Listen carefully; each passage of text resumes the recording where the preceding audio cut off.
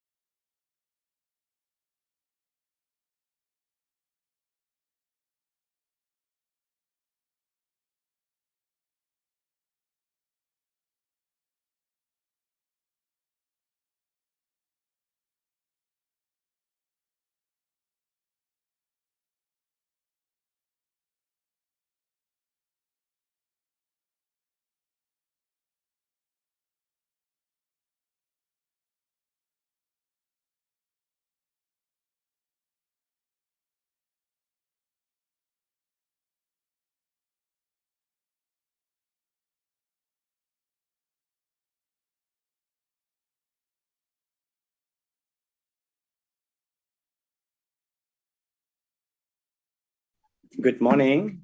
Can you guys hear us? Morning, we can hear you.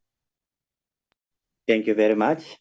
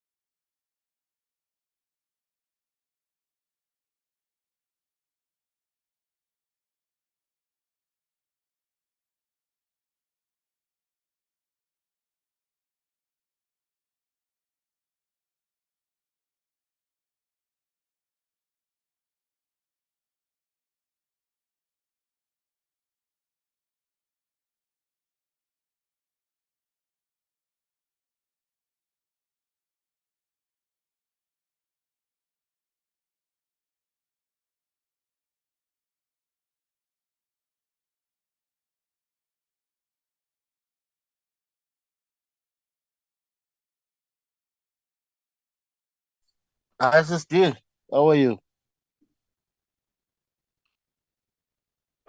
Hello,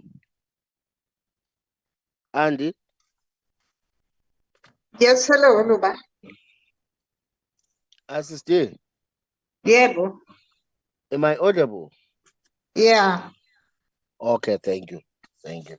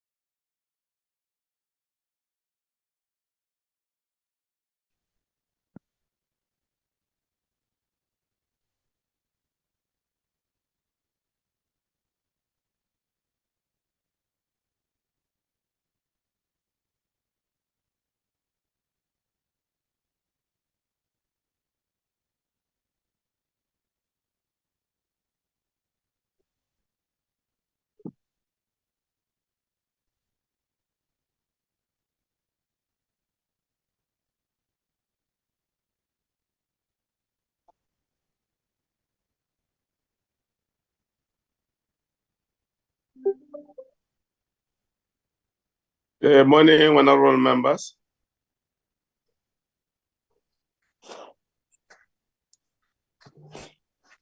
I think this video is... Honorable Chair. I can hear. Good morning, honorable members. I will also take this opportunity to greet the staff from Parliament,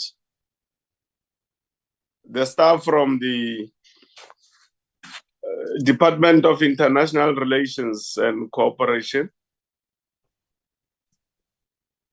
We are also welcoming to the meeting here any other South African, be they media, be they anyone who might be following the proceedings of today's meeting. We are meeting after following the proceedings of today's meeting. Lubabalo, there's an echo here.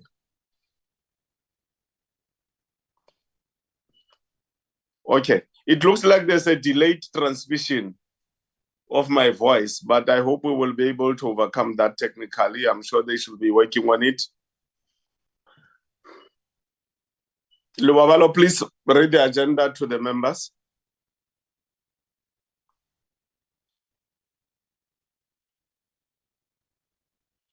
Good morning, Chairperson and honorable members. Yeah, I'm trying to project chat. Is it visible, Chairperson? Yes, it's opening, welcoming, apologies. We'll then get a briefing on the third item by the department on the first quarter on both the ARF and the department's progress report regarding the timeframes on the migration from ARF to South African Development Agency, SATPA. And then there'll be a briefing on the Foreign Services Act regulations and the process. Then have some closing remarks and close of the meeting. Do we have a mover for adoption of the agenda?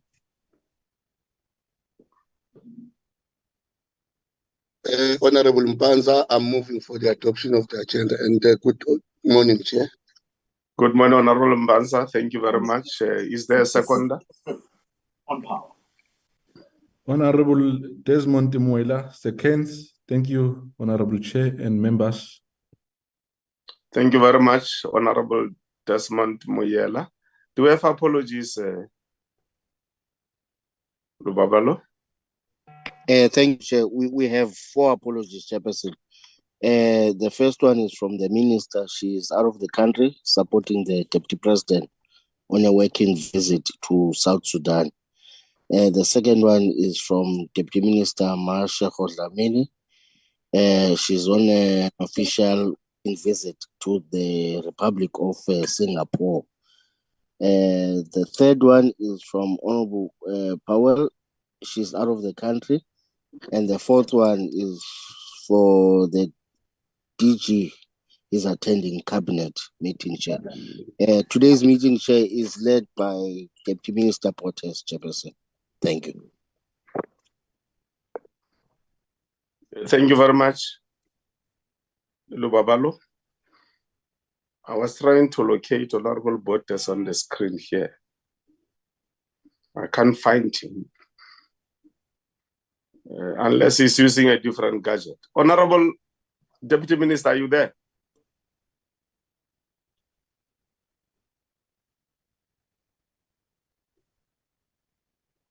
Good morning, Chair. Am I audible? Oh, yeah, we are audible and visible.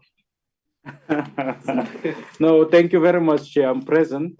Should I proceed, Honorable Maumupela? Yes, I just wanted to make sure that you are visible and audible. Thank you very much. But otherwise, honorable members, we are meeting at a time when we have just concluded the BRICS summit, which took place here in Johannesburg. Based on circumstances which are part of developments from Muruti. Yes. My hand has been up for some time, sir. Sorry, Muruti, I didn't see it. Yeah, I just want to tender my apology. I'm attending another committee meeting at 10 o'clock, sir. Or 10 year. Yes, sir. Geen problem, predikant. Dankie, baie dankie. Baie dankie, re a leboga.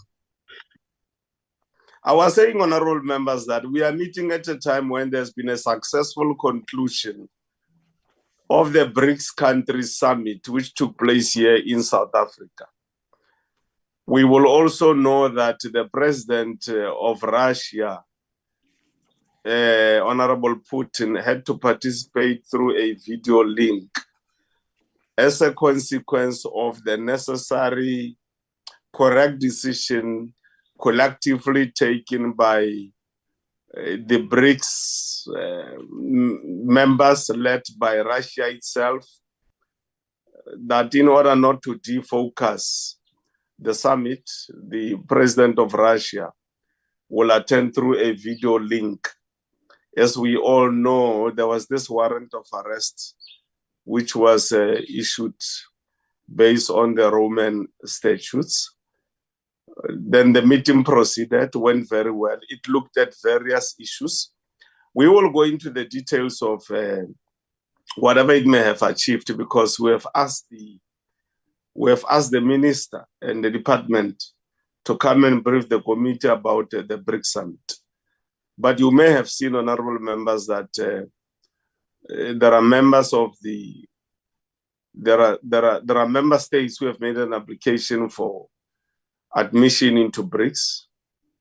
That application, we are told, will come into effect from the 1st of January 2024. We don't know whether between now and then there will be other members who will have been considered and admitted as such. So we'll follow those developments as they unfold. You will also have noticed that there is an agreement among the BRICS countries that part of the transition towards having a BRICS currency will be something which will be led by the BRICS countries themselves, but there's an agreement that we will use local currencies of the BRICS members to enter into transactions among themselves so that we don't over-rely on the dollar, because it doesn't make sense that there's a trade between Brazil and South Africa and they use another country's currency to trade between themselves and among themselves. So there is that agreement that the BRICS countries will do that. We have also seen many, many other agreements being signed, whether it relates to energy, agriculture, health, all other important aspects that define the relationship among the BRICS countries. It captured the attention of the entire world. I think also worth noting was the Secretary General of the United Nations, who attended in person and made a presentation, and the other African countries who volunteered their attendance of the BRICS summit. I did say at some point during the course of the BRICS summit that I hope that part of the engagement led by South Africa, now that we are the chair, will be exploring the possibility of introducing a debate as to whether we must continue to be called BRICS or we must continue to be called BRICA, which now means that the African continent will be represented in the manner in which it will decide for it to be represented, because the unity of Africa is very, very important. We know that there are other forces globally that will not want to see the unity of Africa thriving. That has happened for many, many centuries and will continue to happen if Africa as a unit doesn't push back that particular narrative. So we will see whether the debate indeed is something that people will be interested in, so that by the time that the end of the term for South Africa's chair comes to a close, then South Africa will have introduced that particular debate. That's just my thought. It's not a thought that comes from anyone else, because it is my own view that our presence in in BRICS must actually create a condition favorable for us to participate in BRICS as a continent, despite the fact that it is member states that participate within the BRICS family.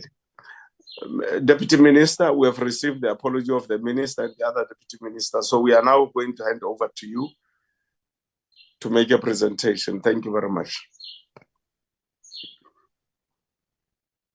Good morning, Honorable Chairperson, Honorable Obakeng Supra Moeleti Maumopela, and members of the Portfolio Committee. Honorable Chairperson, I think our inception point obviously is that the African Renaissance and International Cooperation Fund, ARF, continues to remain an invaluable instrument in our repository as we execute our foreign policy. In particular, Chairperson, in as far as it being a indelible instrument to complement our soft power and to enhance our development assistance and cooperation, with a particular focus on the realization of the African Agenda 2063, as espoused by the African Union. Importantly, Chairperson, for the PC is obviously to take note about the our special and unique intervention based on our value dispositioning of Ubuntu as it relates to the plight of the Sahari people, in particular the occupied territories in the Sahari Arab Democratic Republic, where we are obviously seized with through the ARF with a modular mobile school for those people that are still at the blunt of the unfortunate action from the Kingdom of Morocco. That particular project, Chairperson, main purpose is obviously to enhance the educational access of the Sahari children as a component of ensuring the promotion, realization, and the practical enjoyment of the right to education, which is a key component of the overarching development of the children of Africa, and in particular the children of the Sahari. It is our intention, Chairperson, that this special intervention project will be entitled the Nelson Mandela Secondary School, and that the victims of the Soweto Primary School will serve as one of its feeder schools, given the dialectical relationship, Chairperson, between the Soweto uprising in 1976 and what the Sahari children, through a very unfortunate and oppressive action, are currently experiencing. So we are obviously pivoting African solidarity as it relates to this particular instrument. Secondly, Chairperson, as it relates to, we'll take the PC today in confidence as it relates to key areas of the annual performance plan, with a specific emphasis on quarter one, especially as it relates to the performance information and financial information. And I think the key and critical issue, Chairperson, is that we do intend to amplify the high level of performance from DIRCO as it relates to our performance indicators, and we'll obviously take PC in confidence around that issues.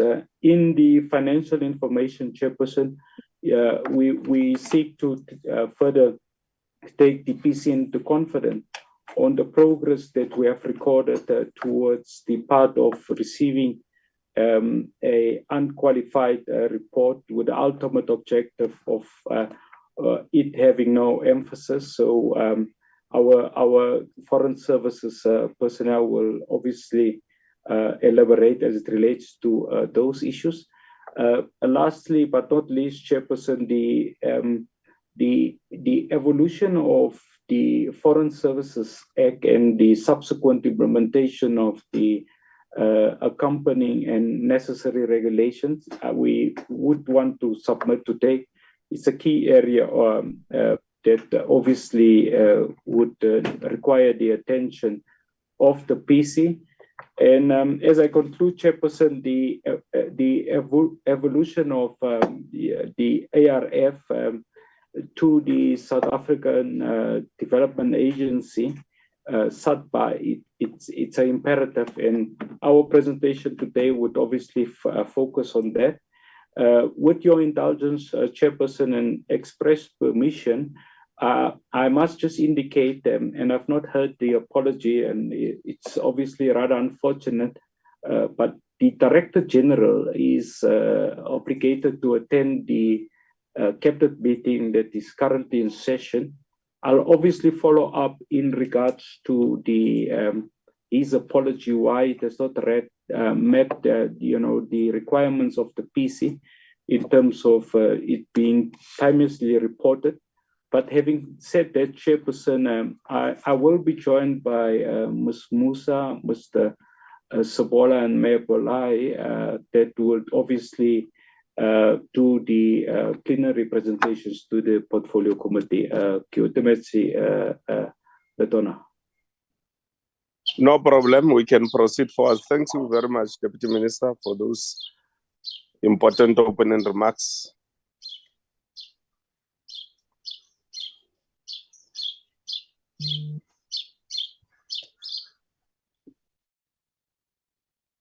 DGs as well as our colleagues. This morning's presentation will initially reflect on the core function of the department, that is our programs 2 to 4, and thereafter reflect on the administration that supports the core function. For the quarter in question, the department has achieved 100% of its targets. This is 21 of the 21 targets that were in the annual performance plan of the department for quarter 1. We're going to the first. Please slide the presentation. You can see it, we only see yourselves.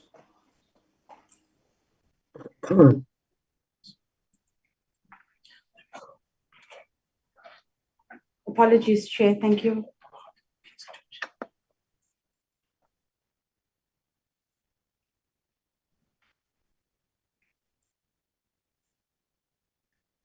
So on slide 3 of the presentation, we note for program 2, which is our international cooperation, we have 9 targets there.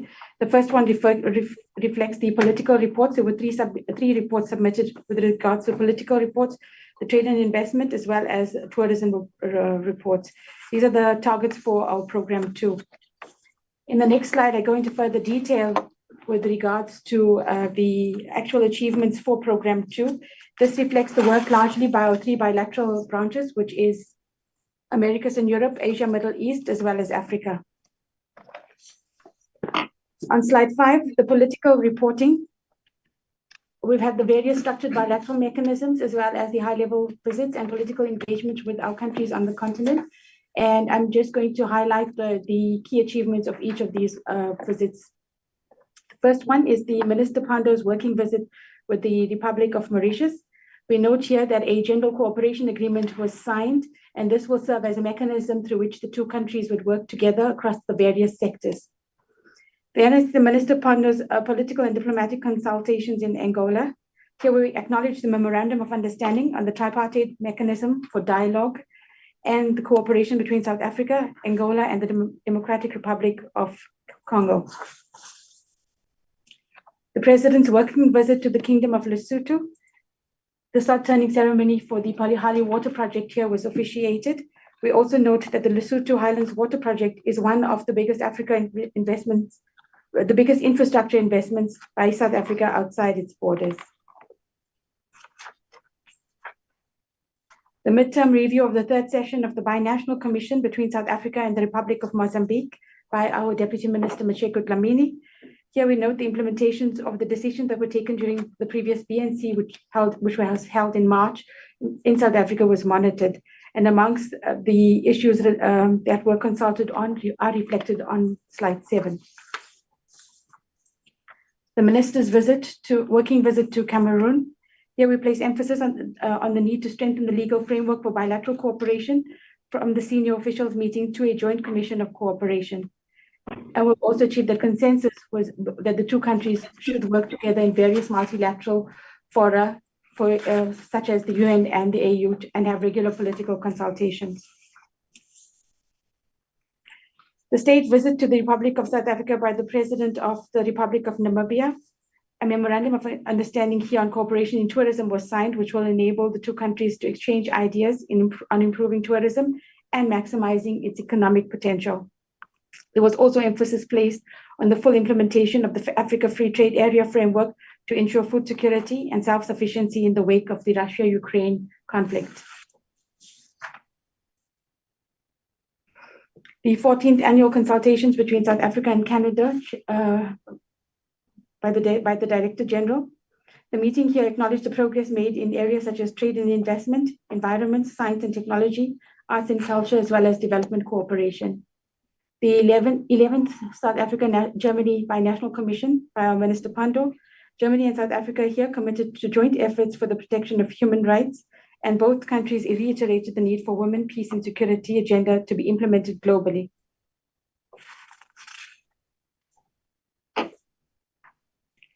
The South Africa-Bulgaria bilateral political consultations by Deputy Minister Boertes.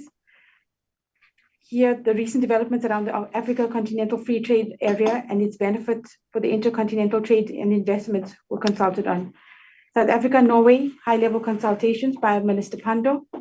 Both sides reflected on the growth in bilateral and multilateral cooperation, including the global partnerships and collaboration in dealing with the pandemic, support of the WPS agenda, the Gertrude Schope dialogue, human rights, UNSC issues, and the growing investments in South Africa. The Vice President of Colombia's official visit to South Africa. Talks were held on key diplomatic and multilateral issues of mutual interest. The 17th SA-Cuba Joint Consultative Mechanism by Deputy Minister Boertes. Here, South Africa-Cuba Agreement on Cooperation in the fields of public health and medical sciences was highlighted as our flagship cooperation program with the ongoing training of South African medical students in Cuba and the deployment of Cuban doctors across South Africa's 9 provinces. Yes. Minister Pandor's official visit to Yes, I'm in the meeting. To the Republic of Portugal. What's the problem? Is there a problem? Oh, just hold on. Chair. There is a person there, I think his name is Kalarosik. Kalarosik. What seats? Okay, Michael, I don't think you should be disturbing me while I'm in a meeting for this. You can take your own decision. We don't know what is your decision you are talking about. So, All right. Lubabalu, Okay, if you can attend to this person who is having a fight with someone else, and then if we can also have Mott Subadas, if we can just also mute. And there's the Parliament streaming service. If you can mute your gadgets, please. That will be helpful. There's Derko there. I don't know, is it the person who's speaking or what? No, Chair. That person is not a member of the Foreign Service that have interrupted us. Maybe it's from Morocco. That's why she's supposed to be there. Okay, let's proceed. You can proceed, Ms. Susa. Thank you. The ministers, still under the Americas in Europe and the political reporting for the department, the Minister Pandor's official visit to the Republic of Portugal. Here, the minister addressed a number of Portuguese business community, which included prominent traders as well as investors in South Africa. The Prime Minister of the Netherlands and the Prime Minister of Denmark's working visit to South Africa. Here, a memorandum of understanding in the field of green hydrogen with the Netherlands was signed, and the President and the Prime Ministers participated in a Denmark, Netherlands, South Africa business forum focusing on key areas in green energy and green hydrogen. The state visit by the President of Portugal to South Africa. Here, the defense cooperation agreement was signed. President Ramaphosa accepted the invitation to undertake a state visit to Portugal during in 2024. The Bulgaria's visit to South Africa. Here, Bulgarian President, in support of the request for the mission in Sofia to remain open, mentioned that bilateral trade turnover increased by 200% in the last year. Then a reflection on the special envoy's visit to Washington. We go on to Asia Middle East. The third session of the SA-UAE Joint Committee on Cooperation by Deputy Minister Mashego Dlamini. The countries expressed their commitment to strengthening multilateralism while also advocating for the needs and interests of developing countries to be placed at the top of the international agenda. The 12th South Africa-China Strategic Dialogue by Deputy Minister. During the 12th SA-China Strategic Dialogue, views on China-Africa cooperation, the situation in Africa, and the international and regional issues of mutual interest and concern were exchanged.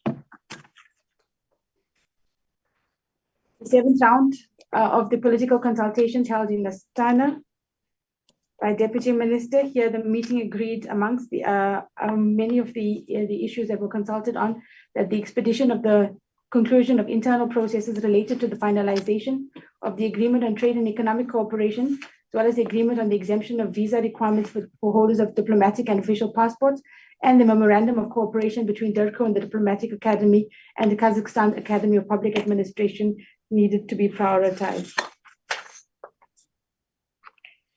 The official visit of the Prime Minister of Singapore, South Africa and Singapore agreed to further develop the two countries' economic partnership, as well as deepening and expanding cooperation in trade and investment, science and innovation, digitalization, communications and technology, water and sanitation, as well as skills development. Then we move on to the next target for Program 2, and this is the trade and investment. Under trade and investment, as well as in tourism, we reflect on the many initiatives by the missions on the continent, as well as in the other regions. And I'm just going to highlight a few, but the comprehensive reports are available, as well as they are reflected on the screen. So for Africa, there was the signing of the twinning agreements between the cities of Cape Town and Nairobi in order to collaborate on the management of informal housing, as well as other affordable housing initiatives. There was the agreement with Eritrea to pursue sectoral cooperation in the field of marine resources, with emphasis on fisheries in accordance with the General Cooperation Agreement, as well as the promotion of the cross-border trade by the Africa Free Trade Area Agreement, as well as strengthening trade and investment links on bilateral levels and within the context of the Africa Free Trade Area. In the Americas and the Europe region, trade and investment and global leadership through various engagements with role players invested in the BRICS Summit, which we have just held last week, as well as the Housing Through a Canadian Investment Initiative focused on affordable housing schemes to commence in the Western Cape.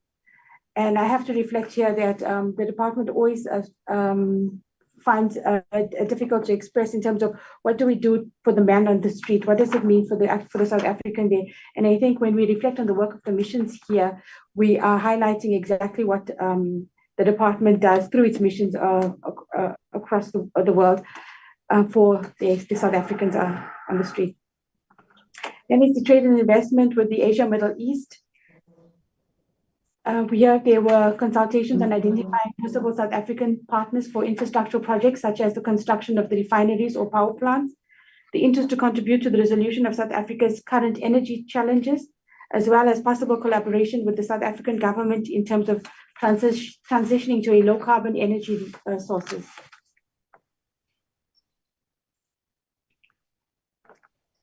Under tourism, the missions on the continent continue to engage stakeholders with regards to tourism, and we highlight the issues of the two issues on this particular slide. The one is that Ghana had signed an MOU on transport cooperation with South Africa, and the areas of improvement for around the continent included the expanding of existing cooperation, the identification of new opportunities to explore, as well as the identification of concrete barriers to tourism. In the Americas and Europe region, here the tourism promotion events focused on emission tourism promotion event in Cyprus, as well as the attendance of the University Expo Mănăceni and the 2023 Vienna Tourism Fair.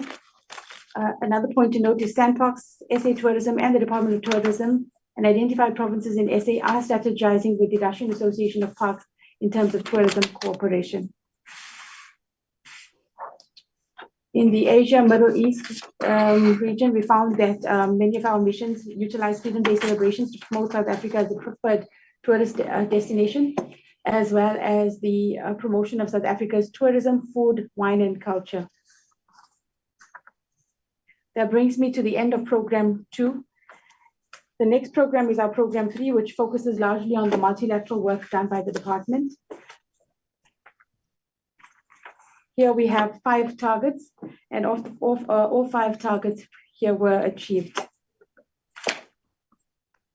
We're going to reflect on the high-level engagements that were held during the quarter for this particular program. So under the Peace and Security report that was received, the following initiatives or the following engagements were reflected on.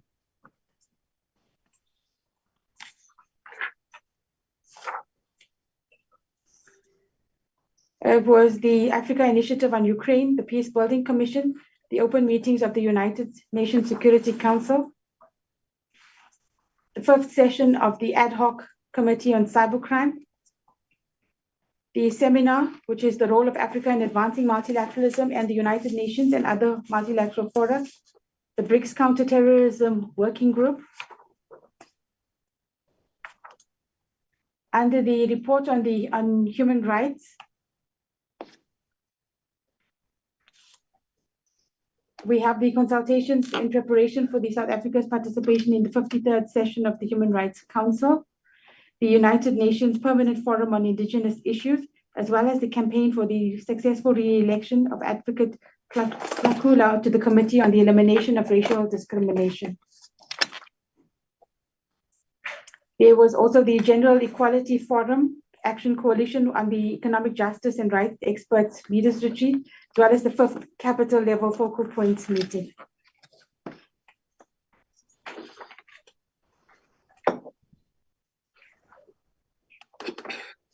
The report on economic and social development focused on the 76th session of the World Health Assembly, as well as the meeting of the health ministers of the foreign policy and the Global Health Initiative on the margins of the 76th World Health Assembly.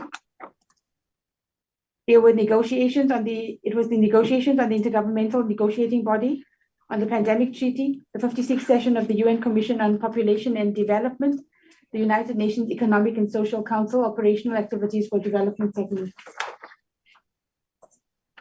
The last 2 targets there, the one was the status report on the implementation of South Africa's international reporting obligations. This report is available and was presented. Then we have the 60 positions on the identified influential multilateral bodies, which was also achieved.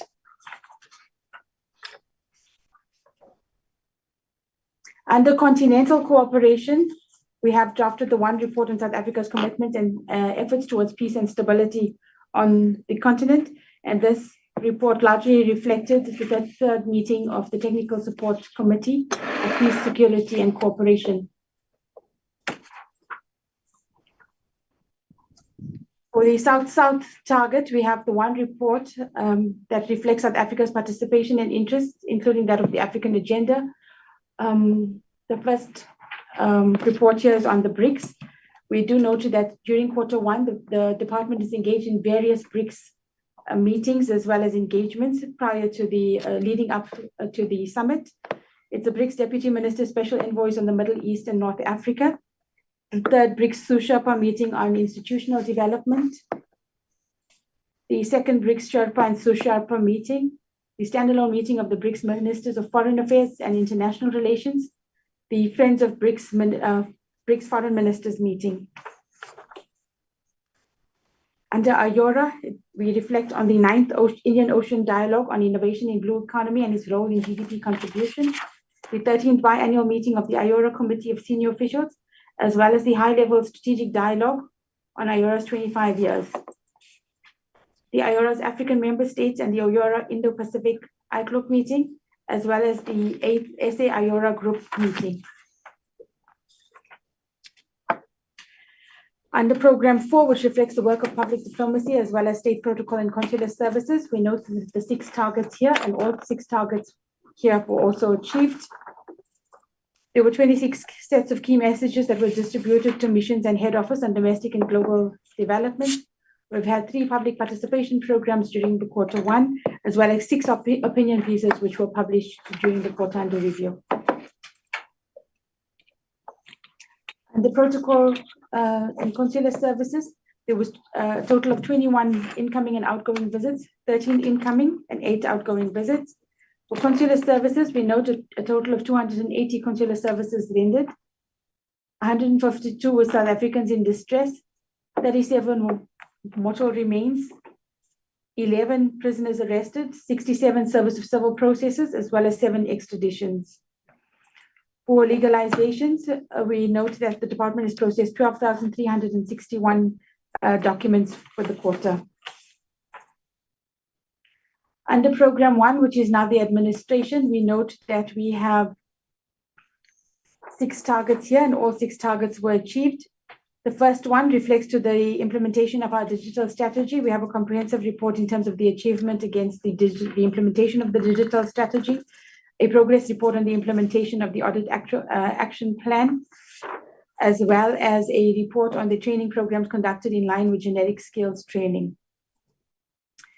One initiative to advance gender equality and women's empowerment, we note that we have developed a standard operating procedure for reporting and handling harassment in the workplace. We have one initiative to advance youth development and empowerment. A celebration of the Youth Month experiential job training program for young people was developed and implemented. And the last target here refers to our legal advice and services that we render on international law and domestic. We note that we've had a total of 154, 58 in response to international law, as well as 96 in response to domestic law. That brings me to Program 5. Under Program 5, we reflect on the international transfers by the department. And for Q1, a total of 463 million approximate was transferred by the department. To further speak on the financials of the department for Q1, I now hand over to Ms. Mate, who will present the department's financial reports for Q1. Thank you, Honorable Chairperson. Good morning, Chairperson, Honorable Committee members, Deputy Minister, DDGs, and colleagues. In terms of the presentation for Q1, we wanted to first remind the committee in terms of our allocation for the current financial year, in which in terms of the composition, 44.9% has been allocated under compensation of employees and 36.7% has been allocated for goods and services. 2.3% of our budget has then been allocated under interest on PPP agreement for the head office building, and transfers and subsidies, which mainly consist of the transfers that we make to our international organizations, takes about 11.9% of the budget, and lastly, 4.2% of the budget has been allocated towards capital assets. Since the allocation of the budget, Chairperson, the department has been experiencing some challenges, with the first challenge being the depreciation of the rand against the major currencies, which affects 60% of the department's budget. Secondly, Chairperson, the other challenge that we have been experiencing is the 2023 wage agreement, which was signed after the budget has been allocated, which then adds more pressure in terms of our budget for compensation of employees. The budget pressures on compensation of employees is further exacerbated by the foreign exchange fluctuation, as the department pays for foreign allowances and also for salaries and wages for locally recruited personnel and their related benefits. The other part that also has been a challenge in terms of the current budget because of the exchange rate is also the contributions or the membership contributions that the department has to make to international organizations.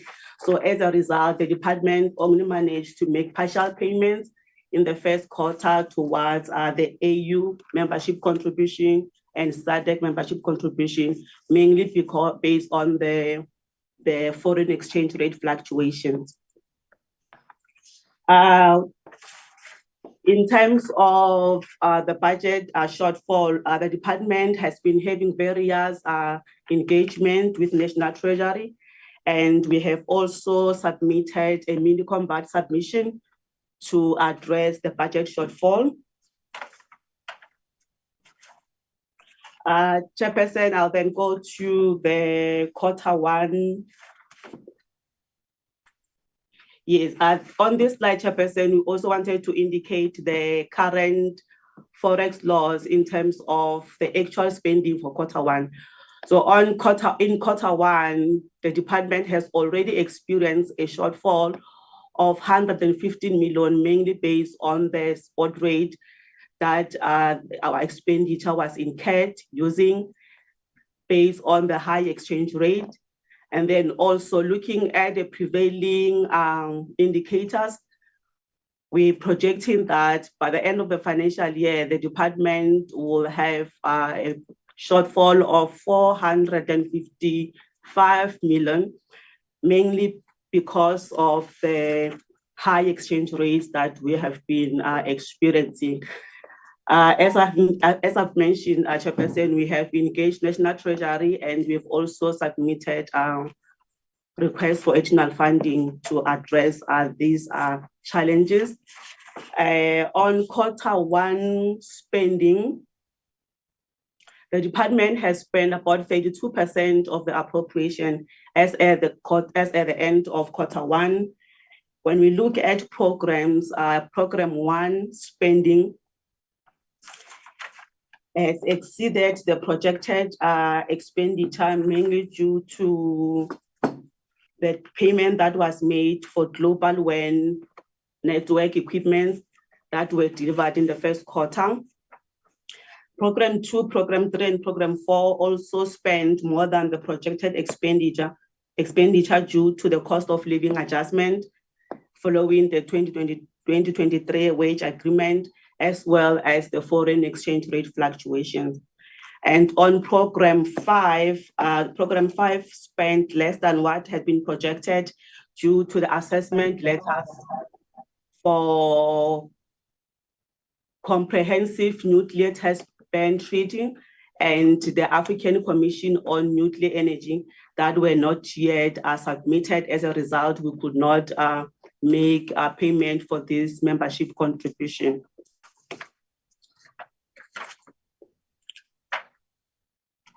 Okay, in conclusion, Chairperson, we also wanted to share with the committee the audit outcome for 2022-23 financial year, in which the department received an unqualified audit opinion with the matters of emphasis, with the emphasis being on non-compliance with supply chain management prescripts and fruitless and wasteful expenditure. So in this regard, the department has already developed an audit action plan to address the matters that has been raised by the AG. Furthermore, the DG has taken a strong stance towards achieving a clean audit, and a clear strategy has already been communicated to the department. And that strategy has 4 key pillars. that has been communicated to the whole department. The first pillar being education and empowerment. So on this education and empowerment, here we're looking at the continuous training and development in terms of the officials that are in mission and also in head office. The second key pillar in terms of the strategy is on the enhancement in terms of our monitoring and oversight role that the management of the department has to play in ensuring that we address the compliance deviations that the department has been having. And then also the third pillar being the leadership and accountability of leadership. Here also we're saying the management also to take accountability in terms of the areas of responsibility. And the last pillar is the non-tolerance to non-compliance. The department is adopting a zero-tolerance approach in ensuring that actions will be taken on all non-compliance and also over and above the internal controls that the department has already implemented. The department has SOP and policies that deals with consequence management. Lastly, Chairperson, with regard to the challenges that we've been having in terms of international procurement, the department is engaging National Treasury in terms of how we can align the domestic prescript and legislation with the international procurement. Chairperson, that will be the end of the presentation on the financial report. Thank you. Thank you very much. Any amplification from your side, Deputy Minister? No, none from our side. We just wanted to get direction, Chair. Should we stop or should we allow officials to present all other items and then Chair takes a comprehensive discussion, or would you want us to dispense with this particular matter? There was a decision by the Portfolio Committee some time back that the performance by the department and the ARF will be presented and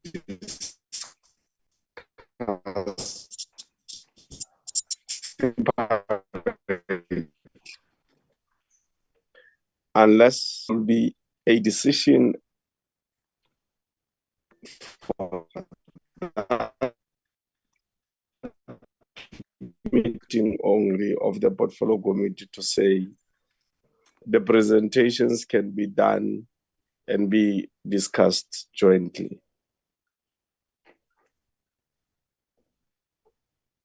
What's the view of the honorable members? That honorable members are not responding. Okay, Ndadem Panza. Chair, I think you are correct, and thanks very much from Ndadem Panza. Yes, sir. You can't hear me? No, I can hear you, proceed. No, I was saying thanks very much from the Deputy Minister Portes for asking that question. And your response, Chair, also is also correct. We discovered that that decision of the committee has never been implemented. Still carrying on with the old arrangement of bringing both in the same meeting. But for the purposes of dealing with the matter in this meeting, Chair, I would propose that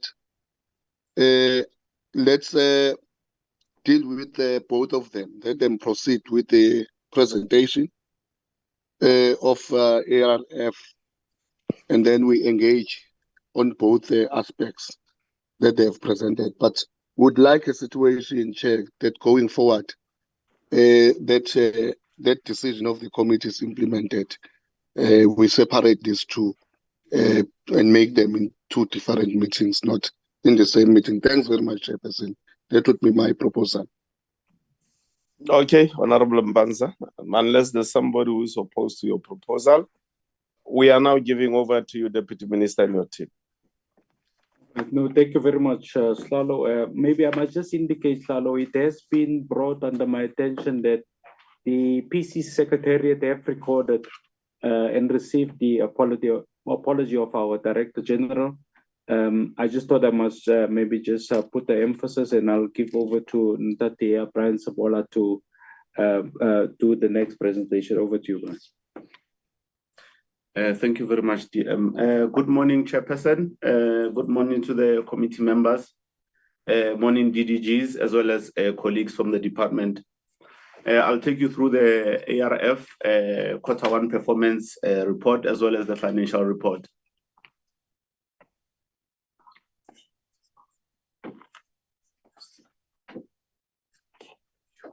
Okay. Just a brief background on the mandate and objective of the ARF.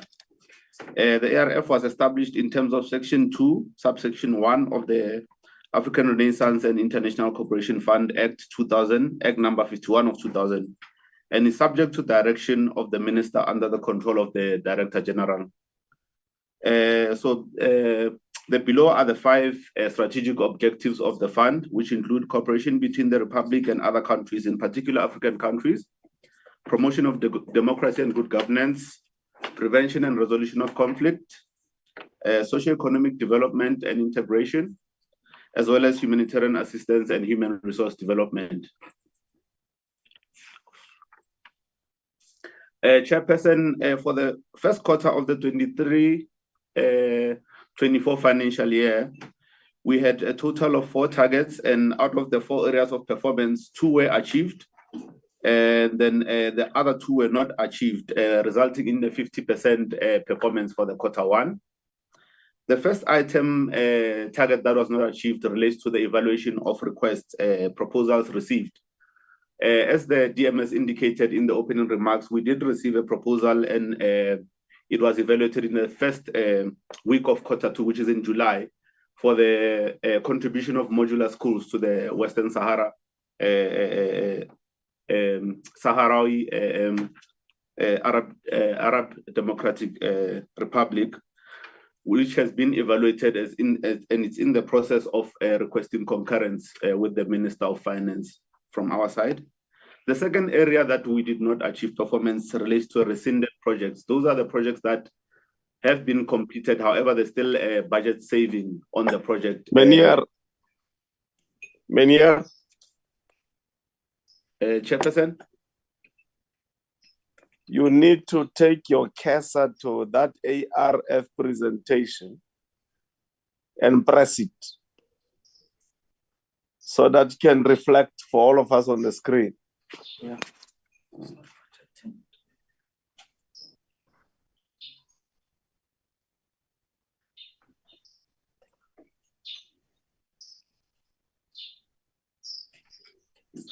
That's it. Okay, apologies about that, Chairperson and committee. That's it. Once there's no partner. Okay, yes, thank you very much, Chairperson. So I was explaining the slide that is being presented now. The 2 areas of non-performance will be the first area as well as the third area, as I've alluded, for closed or rescinded projects. Chairperson, with regards to the savings on projects that we had completed and you still have a budget saving, we had to wait for the completion of the audit by the AGSA, which was finalized on the 31st of July. So we are currently in the process of writing to the Minister of Finance, requesting concurrence on utilizing the savings on the various projects that we are requesting them to be closed, using that saving for future projects that will be in line with the mandate of the ARF. The areas we've achieved on will be the projects that we are monitoring for compliance with the concurrence letters that we have achieved for the Q1, as well as progress reports for all the projects that are under our management and supervision, which is also achieved for the first quarter, is 25%.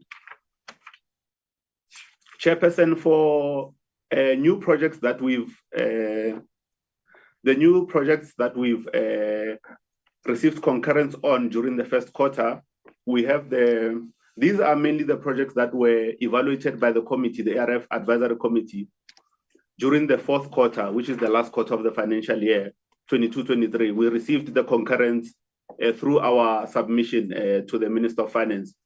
These concurrences were received during the month of June. That will be the IEC Development of Principles and Guidelines Governing Social Media in Elections in Africa. This project is for the value of 9.2 million. The concurrence was received during the month of June, and the validation workshop has been scheduled to be held in Addis Ababa in Ethiopia during the first week of September, on the 6th and 7th of September, which is this next coming week. So the aim of the guidelines is to enhance the capacities of election management bodies and other electoral stakeholders to harness social media's advantage and tackle its adverse effects. The second project, Chairperson, where we received concurrence is the humanitarian assistance to Malawi, following the tropical cyclone Freddy, which struck the country on the 14th of March, 2023. So the project aims to support the government of Malawi in responding to the devastating floods that affected most parts of the southern region. We have conducted a pre-assessment and fact-finding mission during the month of June, where we visited the commissioner of the Department of Disaster Management in the country to determine the current needs that we can assist with as the government of South Africa in assisting them to recover from the effects of the flood, as well as assist them in building resilience against future unforeseen natural disasters. Chairperson, the next part is the financial report for the ARF. For the first quarter, we have the appropriated funds that we've received for the year is 49.8 million rands. Then we have investment income, which is interest that is generated on the bank balance we have with the South African Reserve Bank, 15.2 million. Local and foreign aid assistance, we have not, that relates to our expenditure item for the quarter, Chairperson. We have not yet recorded expenditure, as our expenditure is recorded when agreements are signed. For example, the agreement for the IEC project was signed during the month of July. So that will be reported in our quarter 2 financial report as an expenditure line item in that regard. We'll have cash and cash equivalents, that is the funds that are in our South African Reserve Bank account. We've got the receivable, which is relates to the loan that has been advanced to Cuba. Then our liabilities are the projects that we are currently having are ongoing, and funds are released as and when we receive requests to fund the various activities and stages on the projects. Chairperson, the first item here in as the last slide talks to what I've indicated on the previous slide relating to the IEC expenditure item that will be reflected under our quarter 2 performance financial report, as well as to also indicate to the chairperson and the committee members. The ARF did also receive an unqualified audit opinion. This is for the 5th year that the fund has received an unqualified audit opinion. Thank you very much, Chairperson.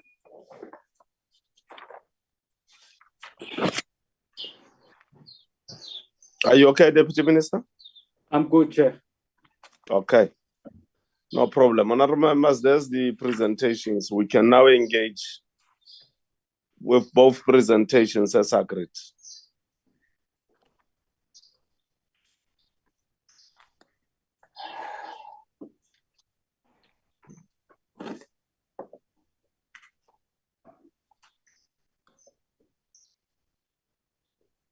Any engagement, honorable members? Any question for clarity or any comment? If there's none, we proceed to the next item. Honorable Chetty. Yeah, good morning, Chair, and good morning, colleagues. Chair, mine is just a comment based on the first presentation and it's by no means meant to be discouraging, but as constructive criticism. I think, Chair, we must note that the department received an unqualified audit opinion with matters of emphasis.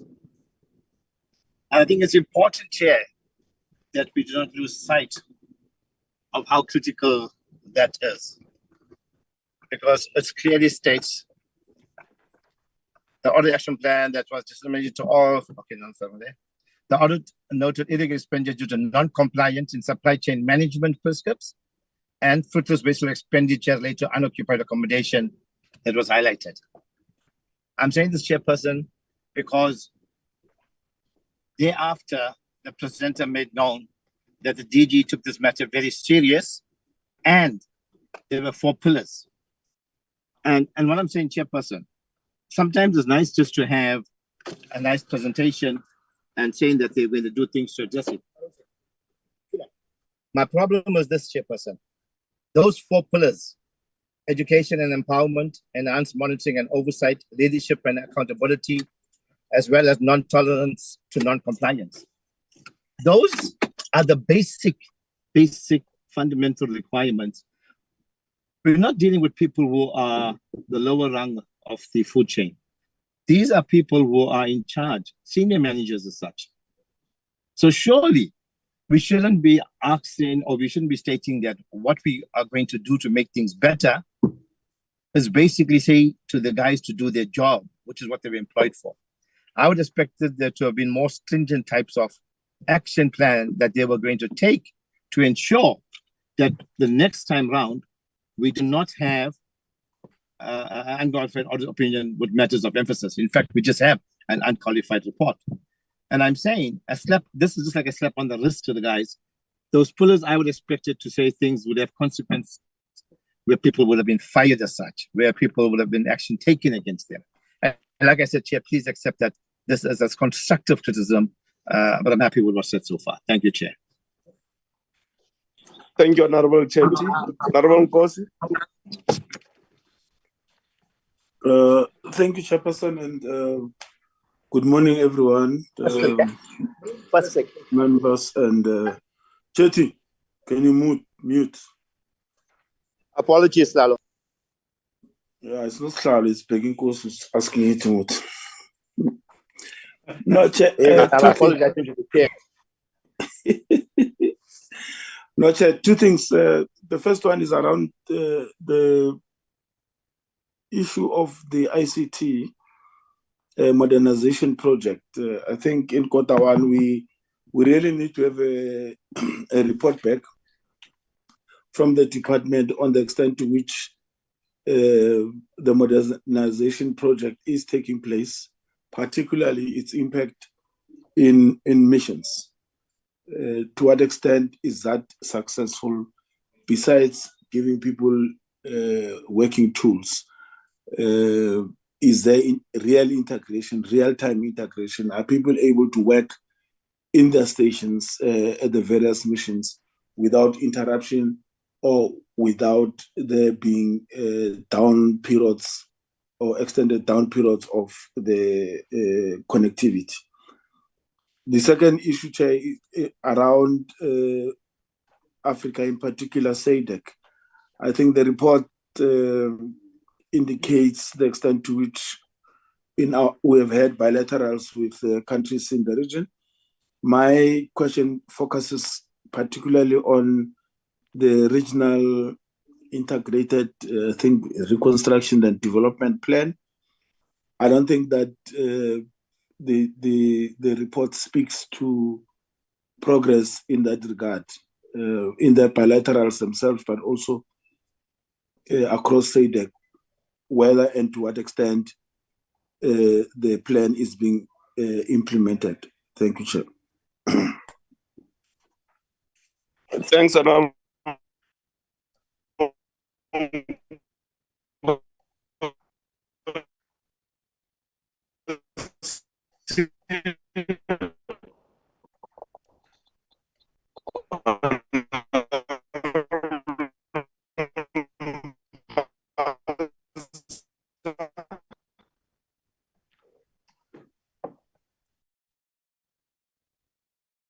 Thank you, Chair. Can you hear me, Chair?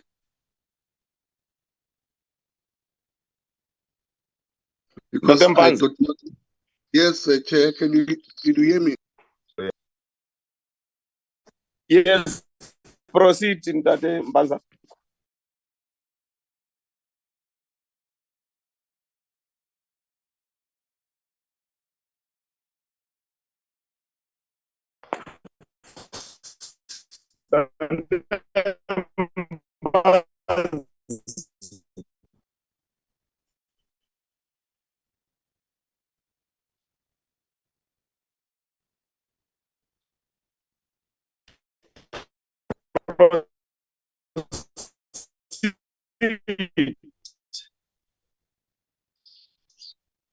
Madam Banza, if you...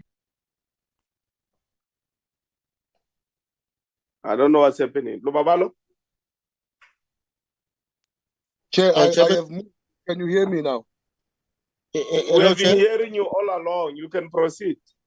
Okay, so sorry, Chair. Chair, I wanted to ask to make some few comments and some few questions. One is the program or for the admin program. I just want to check, Chair. I've seen that they say there was achievement. It was 100% on digital issues and also the issues of ICT.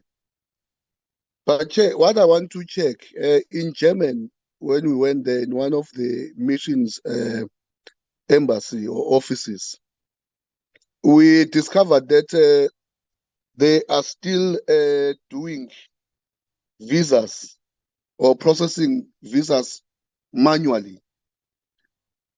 And now I'm asking now, why should they claim that achievement when we have a situation that is like that in a very important issue like the issues of visas? So their claim of achievement is questionable because maybe it would be based on the targets that they've put, but I'm raising that issue, Chair. And then again, the issue on the youth activities and training, I think that one, it should be fine, but I would like to request to the department going forward, maybe it might not be on these targets, to also look at the issue of introducing the internship programs in the department. I know that we've got an academy, but it's not taking any youth because we've got a very serious problem of the youth that is not employed, but they've graduated from universities, from colleges, but they are sitting idle. And there is a interest that is there on some of the youth on international relations matters. And such youth, they should be given an opportunity to be exposed to issues of international relations through that internship program that the department should look at establishing. Then, Chair, the issue of the challenges on the financial that was presented by one of the officials in the department. My question, Chair, is that what strategy has the department developed to deal with this recurring challenge of rand-dollar exchange or currency fluctuation, rather than all the time going to the treasurer and asking for money?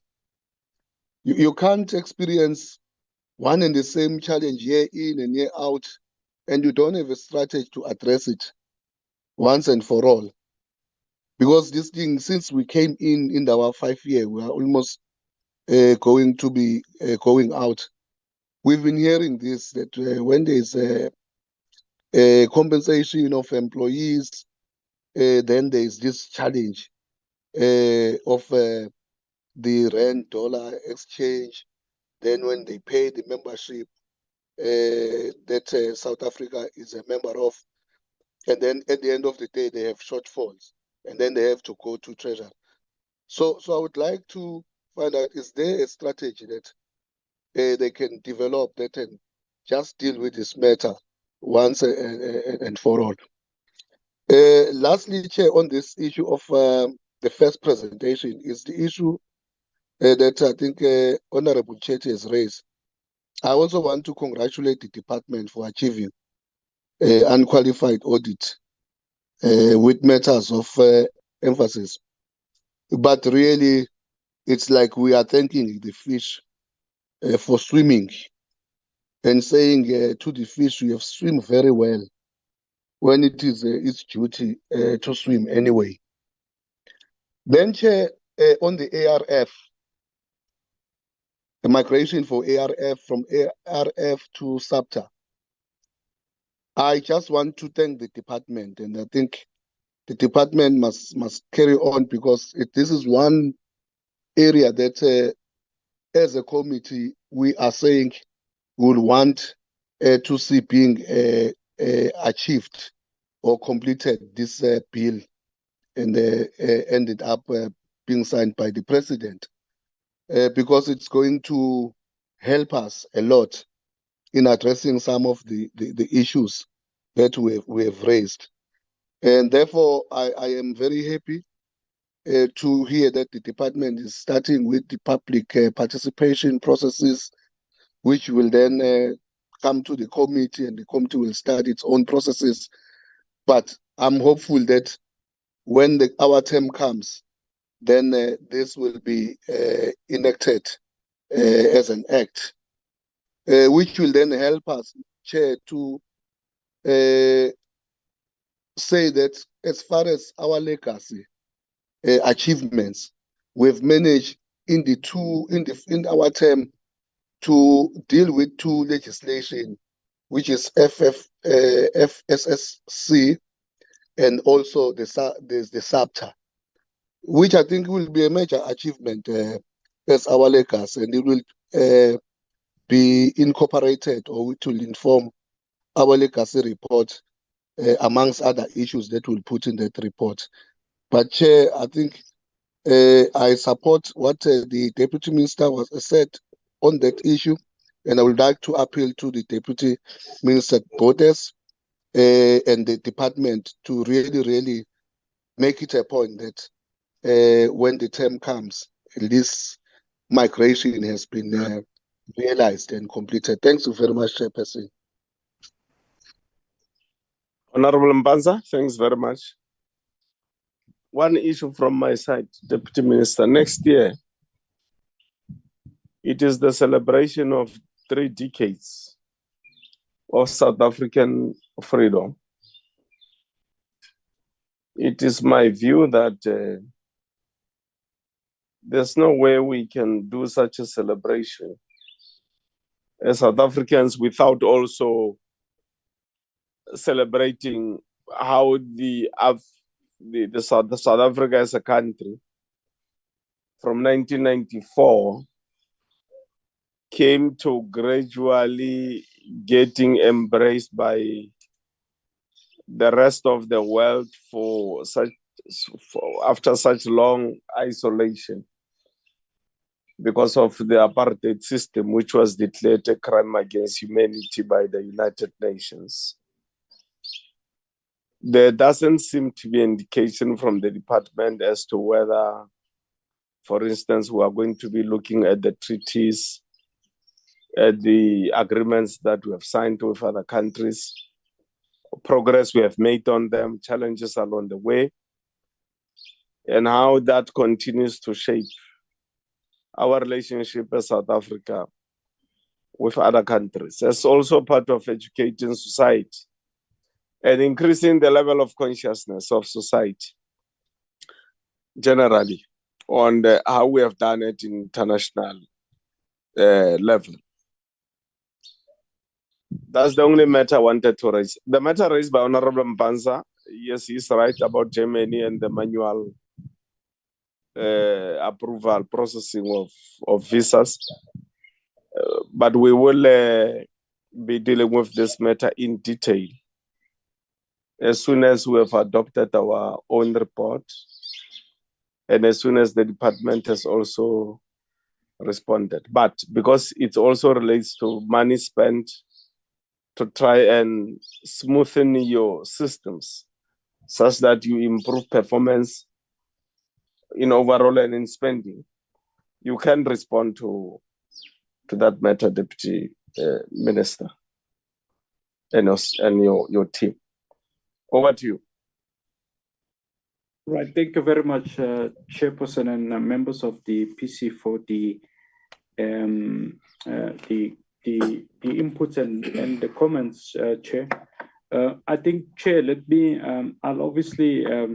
I would want to just comment on Honorable Chetty, which, unlike yourself, Chair, have indicated the importance of DERCO actually achieving a unqualified report with no matters of emphasis.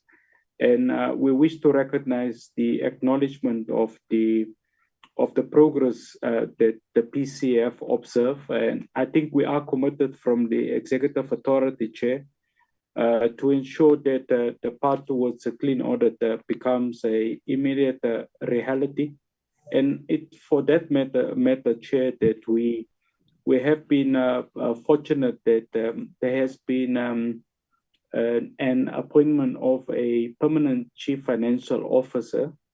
If I think the portfolio committee could recall that unfortunately we had a acting CFO for a considerable and unfortunate length of time, but I think we are fortunate that we have completed that task. And the key and critical issue that we have raised with the Director General and the CFO, Chair, is the importance of consequent management. And what we can report to the portfolio committee today, Chair, is that we have mandated the internal audit committee or in DERCO to actually review all the instances which the Auditor General have brought to our attention, which may require a particular attention.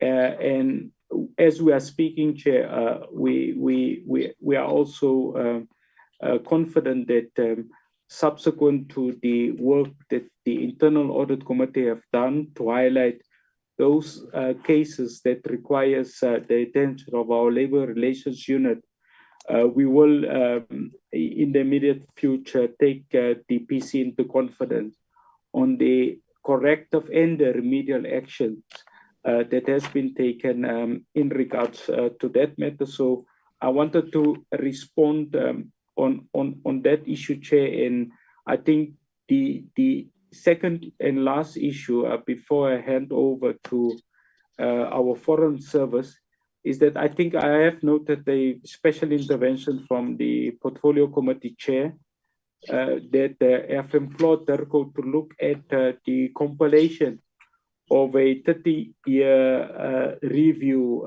document of the democratic government as it relates to our foreign policy priority. And it surely, Chair, it will be a matter that will, from this engagements with the portfolio committee, take to the Minister of DERCO for immediate attention. On the issues of the, I think Ms. Musa will be best placed to respond on the issues of the membership levy, and the CFO obviously will be able to respond on how do we continue to make navigate the areas of the exchange control. And I think Mayor Baloy from the our chief COO chair will deal with the issues about the ICT modernization and in particular take the PC into confidence on how do we remedy existing faults within the modernization process, as pointed out by Honorable Mpanza. So over to you, Ms. Musa. The membership levies issue, the payment of membership levies, remember? And certain instances where we have not paid our obligations to some of the organizations. Huh? Okay, Chief Financial Officer, over to you.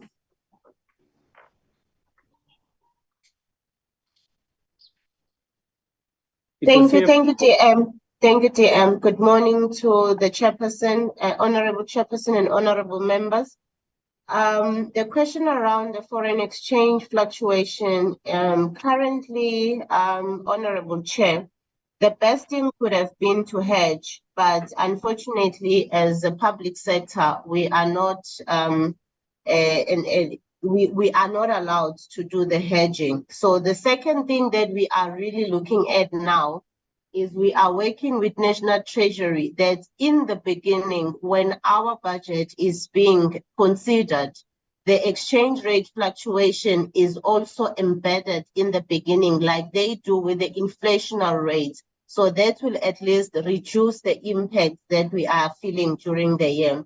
But thirdly, what we are also looking at is to try and then identify the areas where we can convert the budgets that we have in foreign currency and be it in a rand form. Because our budget from National Treasury, we receive it in rand format, and then when we make payments in exchange in a foreign currency. So what we're trying to do is to convert some of the activities and be able to pay them in rand so that the impact is not felt. But those activities that we are looking at are embedded in the Foreign Service Code, which was then bargained. So we need to go back to the bargaining council and then agree on the currency to be used on those activities, which then will involve DPSA, the labor unions, and all other stakeholders. So that is the concrete one that we could do, which is within our reach. But the hedging is unfortunately is not within our reach. But also, as I said initially, the inflation, the increase that could be implemented in the beginning, looking at the foreign exchange, will also assist to minimize. Thank you, DM. All right, CFO, maybe if I think Honorable Mpanza have also raised the issue about the fact that certain of our membership obligations that we are not able to timelessly pay some of our membership obligations. Maybe if you can just explain that aspect, please. Thank you, DM. Again, Honorable Chair, on that matter as well, the main thing is on the foreign exchange, as Ms. Mate indicated in her presentation. When our budget is announced, it will be announced at a certain rate. Like in this financial year, it was announced at 16 rand 80 cents. But at the time when we were supposed to pay the membership, for example, of AU, the budget rate, the exchange rate was already at 18 rand. So with the budget that was allocated by National Treasury and the time where we had to pay, we couldn't then make that entire amount that we were supposed to pay. So as we sit now, we are owing AU the outstanding amount based on the exchange rate. However, what we have done, Honorable Chair, we have already now looked within our own budgets to be able to identify areas where we can reprioritize budgets and then fund our membership, because we don't have a choice. We have to pay it in full. So we have to reduce other activities to be able to pay the membership. Thank you, Honorable Chair. Chair, Mayor Baloy, our COO will deal with the issues about the ICT modernization project. Mayor Baloy, over to you. Thank you, Deputy Minister. Good morning to the team, and also good morning to the Honorable Chairperson and the Portfolio Committee members. With regard, let me start, Deputy Minister, with regard to the issue of youth empowerment that Honorable Mpanza actually raised for the department to actually bring in the internship. As the department, we have already started with that process of ensuring that we are starting with the internship process, and we will be finalizing very soon. We'll be doing interviews, and then from there, obviously, we'll be able to bring in the youth component to ensure that they are exposed into the international relations issues. We also are just in the process of just coming up with many programs that will ensure that we work with your multilateral organizations such as the AU, your UN, to ensure that we also bring in our youth, especially South Africans, into those multilateral organizations.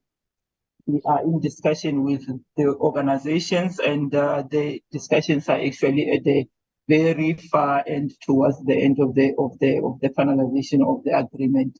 With regard to modernization, and especially with regard to the issue that the chairperson actually touched on of Germany, and also Honorable Nkosi, I think what is currently happening is that from our side, the update that we have is that is an issue of compatibility of our ICT with regard to our Home Affairs, who are our core competence in terms of the issues of delivery of the visas and so forth.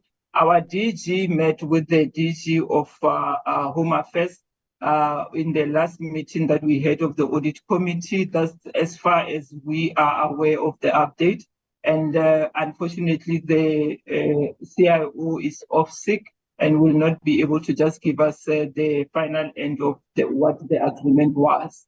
We had a meeting the last 2 weeks with our audit committee, and this was actually updated to say this is what is happening. They will be having a meeting which took place before I think before BRICS with our DG. We're just waiting for the final update with regard to that. Thank you very much, DM. Chair, I think from our Foreign Service, that is where we want to conclude. I think I must just emphasize, I think there was a very important issue that Honorable Nkosi have raised on the regional indicative strategic development plan that we execute as a member of SADC, and how it relates and what is the relationship between the bilateral work that we obviously undertake. I thought, Chair, in relation to that specific matter, what we would want to suggest with your affirmation, Chair, is to probably come to the PC and present a comprehensive plan where we are able to relate the bilateral engagements that we are undertaking and how it fits into obviously the overarching plan from the side of SADC, because we are obviously a esteemed member of this important issues, and I think Chair will appreciate the issues about peace and security as it relates to, in particular, Mozambique. It's a key issue. The issues about the deepening about democracy and governance becomes a key imperative, utilizing obviously the APRM in relation to that issue, and continuing obviously, if you look at the reform processes in Lesotho, to continue with that type of a work. In addition, obviously, Chair, there is the issues about the terms of reference as that SADC organ have engaged with as it relates to processes of a national inclusive dialogue in the Kingdom of Eswatini.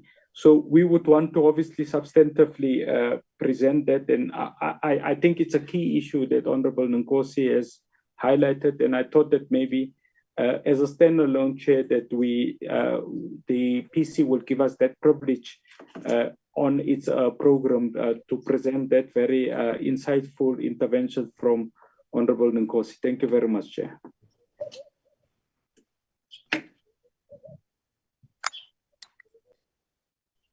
Okay, thank you very much, Deputy Minister. At the right time, when you are ready, you will then indicate to us, as you are suggesting, that the portfolio committee gives you that opportunity. There's no problem. As long as we're informed on time, we will welcome that opportunity.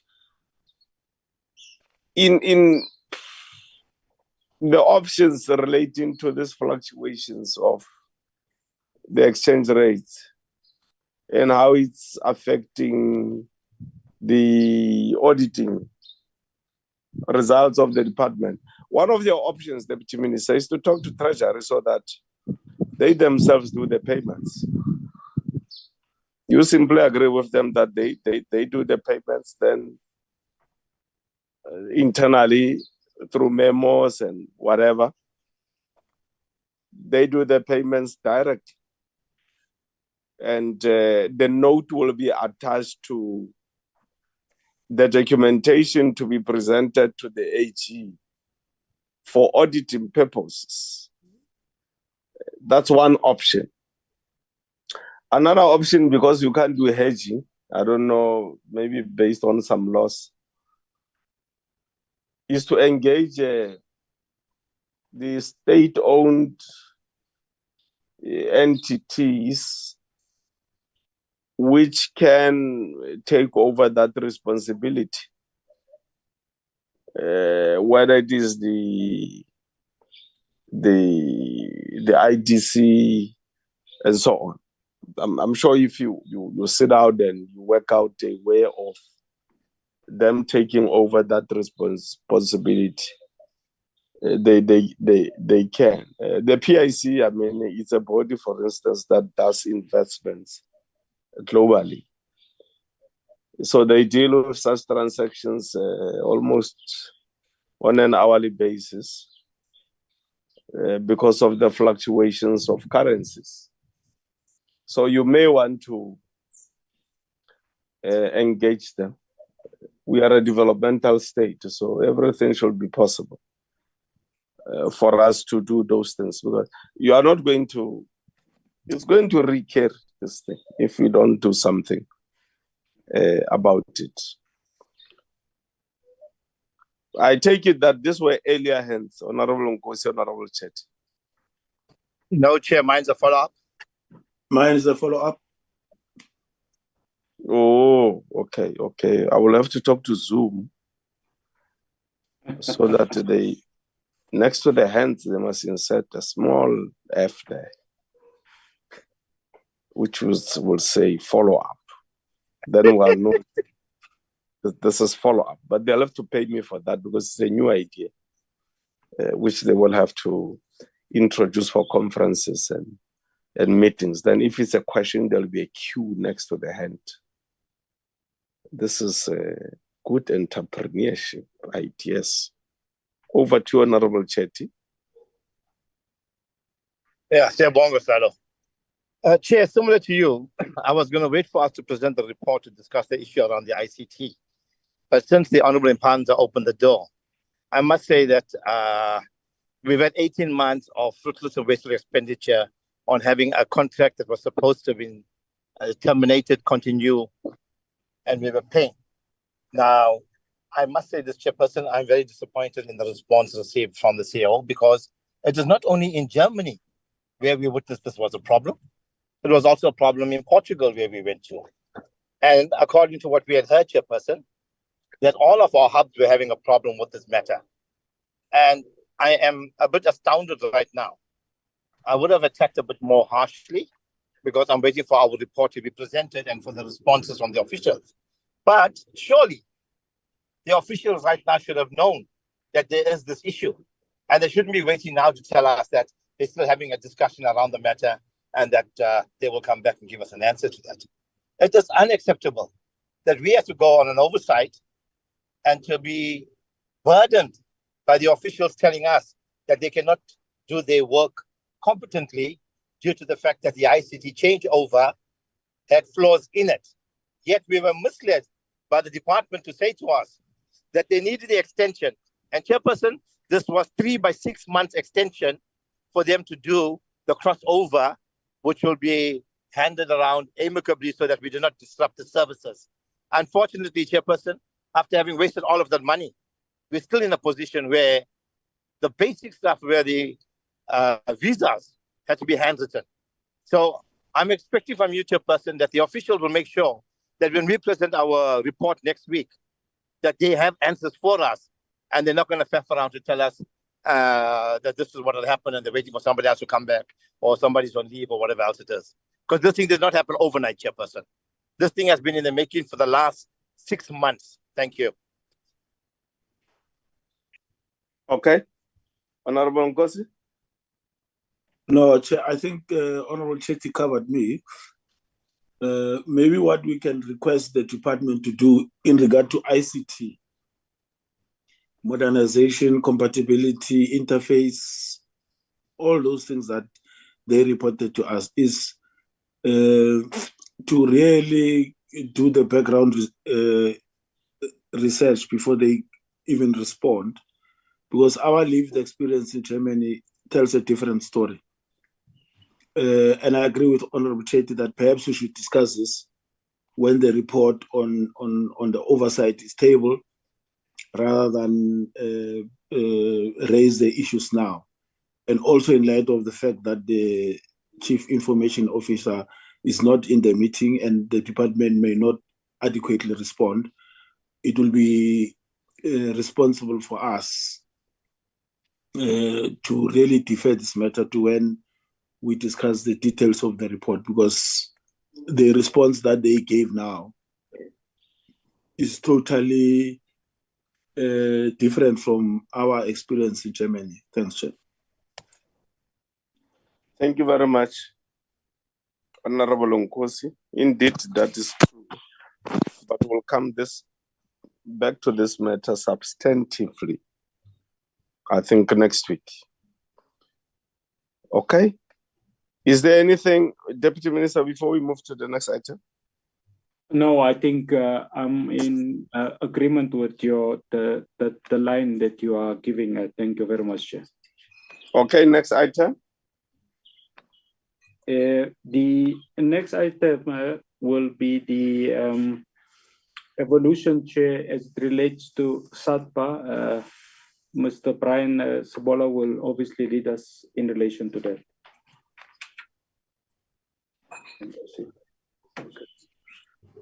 Thank you, DM. Thank you, Chairperson and committee members and colleagues. So the presentation will take us through where we are with regards to the transition from ARF to SADPA, which is the South African Development Partnership Agency. So the amended ARF bill, as a background of this process, the amended ARF bill supports South Africa's foreign policy, noting that the country's foreign policy is an extension of our domestic policies and government priorities. As South Africa engages with the region, continent, and international community, it seeks to build an environment in which it can realize its national socio-economic agenda as well as its political and security interests.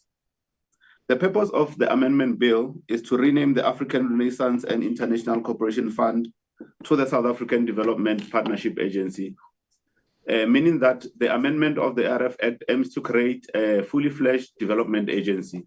It will therefore remain a Schedule 3A public entity listed in the PFMA and will substitute the ARF fund with SADPA in the PFMA. The next slide talks to the processes since the approval by Cabinet for the publication of the ARF Amendment Bill for public comment and participation. Chairperson, the process was finalized and the bill was... Can you open the yes, the presentation? All right. Maybe I must always be there sometimes and you pay me some consultancy just for pressing the cursor there.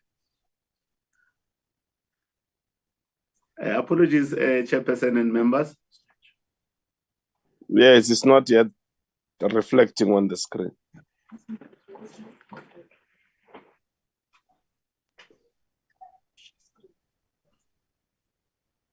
Chair, I think they need to open the document. Not that one. Not that one. This is how much. Okay, we got it. No, this is the previous one.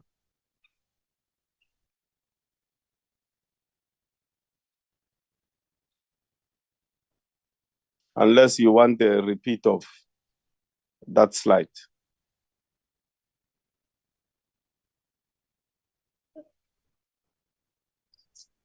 Looks like your ITC suggestions will bring you a lot of money if you go and work in Delco, Slalo. Yeah, but you were just saying you got it now. Maybe we should have left you with that slide. Slalo is opened on my iPad. Oh. Can you see it, Chair? No, nothing. But you can proceed. It's okay. I can't see it. If everybody else can see it, because I just see you there on the screens, it's okay. There's no problem. It's not. This is not open, Chair. This is the ICT modernization, Chair. Yeah, there we go now. Okay. Thank you, Chairperson and committee members. So Cabinet, on the 21st of June, 2023, Cabinet granted approval for the publication of the ARF Amendment Bill for public comment and participation. Chairperson, on the 25th of August, that's when the bill officially was gazetted for public participation and comments for a period of 30 days.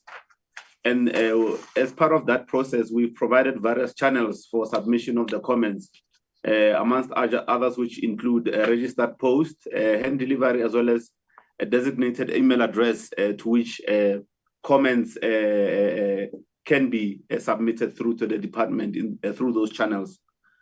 This period will then elapse on the 25th of September, 2023. Thereafter, the impact of the comments received will be considered by the department through the legal unit, and thereafter a legal opinion based on the assessment and consideration will be sought from the Department of Justice and Constitutional Development in this regard. Chairperson, the next step will then to resubmit the revised amendment bill to be presented to Cabinet for approval to submit the bill to Parliament. So currently we are at the public participation stage with regards to the ARF amendment bill. Thank you, Chairperson. Okay, thank you very much. I think that is self-explanatory. Any comment, members?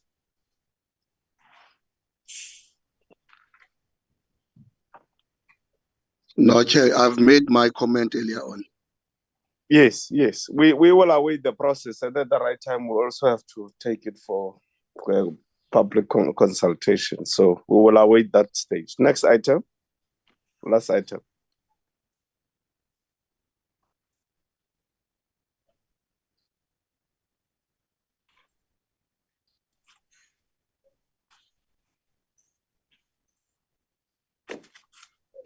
Right, over to you, Mayor Baloy. Thank you, GM, and good morning again to the honorable members. I will be giving just a progress report in terms of the implementation of the FSA as requested by the Portfolio Committee. The presentation will take place, will include the 5 items that are there, which is the introduction. We'll talk to the introduction, the implementation schedule, and also with a zoom into the updates as per work stream that we are here for. Why to operationalize the Act itself and also the regulations, the department then establishes the FSA implementation team with the aim for the committee to be able to just develop the code develop the policies, develop the standard operating policies that will be obviously in line with the Act itself and also the regulations, and also to be able to ensure that the process of the operationalization is actually of the Act is actually realized as something that the portfolio committee has been worried about. To realize that, what we did, we then formed about 6 work streams, namely the property management work stream, then the Foreign Service Act coordination work stream, the protocol and consular work stream, the diplomatic academy and training work stream, the personnel work stream, and also the financial management work stream. The next slide will talk to the implementation schedule, which I will not go into detail with regard to that, but it was just to give us an opportunity to be able to undertake the work of the expected standard that we need, and also just to set it at that level so that we know what we are working towards with the announcement for the enforcement and also the implementation that will start by October this year. In terms of the reporting processes, which I believe the portfolio committee might not have that much interest, is more the work stream will come in just to make sure that in terms of progress, we have all the meetings with all the various work stream, and also have a big meeting of the implementation forum so that we can be able to just report and be able to make sure that all the progress is actually tied and also followed up to ensure that all the challenges are actually taken care of. Therefore, I will then move to the progress update itself, starting with the diplomatic academy training work stream. You will realize this work stream is actually responsible for Section 4 and also 7 of the FSA and also its regulations. Its mandate was actually to ensure that the following prescribed mandatory training programs in line with the requirements of the admission policy, the regulation, as well as the code have been finalized. And in this regard, they focused on both level 12 downwards in terms of the public service, and also the SMS, which will be 13 up to 16. Therefore, in that, you will see that all the training programs that this work stream is supposed to have taken care of, they were taken care of, and all the documents were actually finalized. And what is outstanding from this work stream more than anything is more to ensure that the cross-cutting issues in terms of training will be discussed with the other work stream, namely the personnel and also the coordination work stream. Also in terms of the mandatory, if you can move to the next slide. I've spoken to the mandatory in short, and there's also the other 2 programs that we felt we can be able to just include into the policy so that they are not left out, because they're actually not actually outlined into the Act, but we believe as the department that they're very important.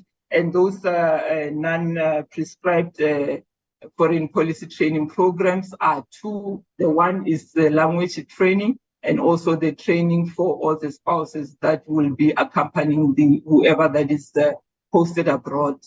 And we felt that they are important, obviously, because when you are going, let's say you are going to Paris, language training is very critical. So we included it into our policies and also into our SOPs in terms of how it needs to be undertaken. And also the training for spouses so that they can be able to understand and know how they need to carry themselves as the accompanying spouses to the employees that will be posted abroad. There's also an issue of timelines that was actually included in all this, simply because when in terms of the training throughout the years, what was happening, they were actually done at an ad hoc basis. Therefore, now they will be done at a specific time, is outlined into the policy and also into the SOP of the work stream. As I've said, the work by this work stream is actually done and finalized. The only nitty-gritty is just to ensure that the cross-cutting issues, your HR issues, are actually aligned with all the other work streams so that when we say now we are moving into implementation. All the work stream are in agreement and they are on the same line. I will then move to the property management work stream. There you will see the property management work stream is actually responsible for Section 9 of FSA itself, and it's very critical in terms of that implementation. What they have done, this work stream, is that to date they have updated about 10 documents that obviously are pertaining to the property management itself. And in those, all the documents have been finalized and agreed as they're supposed to be, and because they are now aligning to the Act as per the Act has outlined, and also the regulations. There's only one thing that I think the CFO and also Ms. Mate has spoken to, which is with regard to the procurement of the 1 million and above, that we are still waiting for us to be able to just finalize that document. Remember when the CFO was talking about the auditing issues, especially the issues of the procurement of the 1 million, because we are waiting for National Treasury just to say to us, how do we move with it? That's the only issue that this work stream is awaiting. And as soon as that is done, then their work is completely done. And from Treasury, we are therefore waiting for that response from Treasury. I will then move to the protocol and consular work stream in terms of the update progress report. For this one, you will see that it's about 4 documents that this work stream was actually responsible for. And as one of the core mandates is more on our protocol and consular issues that the department is responsible for. And these documents, this work stream, because it doesn't have it doesn't have actually cross-cutting issues, just like the property management work stream. Their documents are done, and most of them have been approved following the processes of approval within the department, and they are uploaded. One of them is the consular service guideline, and the other one is the consular service delivery charter, which obviously talks to our legalization issues that we've been having issues with.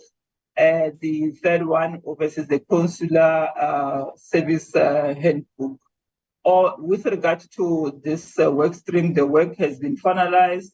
The documents are up on our intranet and also on the website.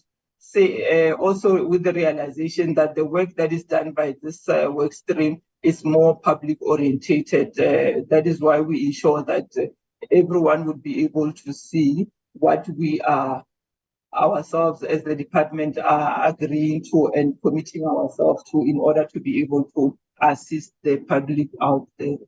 And then I will move to the personnel management work stream. With regard to this work stream, a chunk of the work of this work stream, actually of the Act itself, it's within this work stream. You'll be able to see, because it's mainly the management of our foreign service outside of the country, and also to ensure that why we actually have, as the department have been saying to ourselves, we really need the FSA. It was simply because we wanted to be able to see how the difference between the working realities that we've been working with before the Act itself and how we'll be able to move on.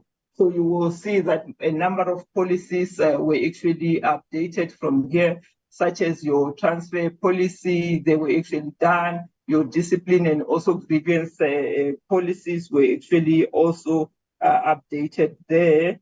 They were done. And in terms of that, you will realize that as they are doing the policies, remember, they're also doing the SOPs so that we can be able to, when the audits come and the auditors are coming, they're able to just audit us against the SOPs that we are actually outlining as the department, and also ensuring that whatever that we do, we align with the Act itself.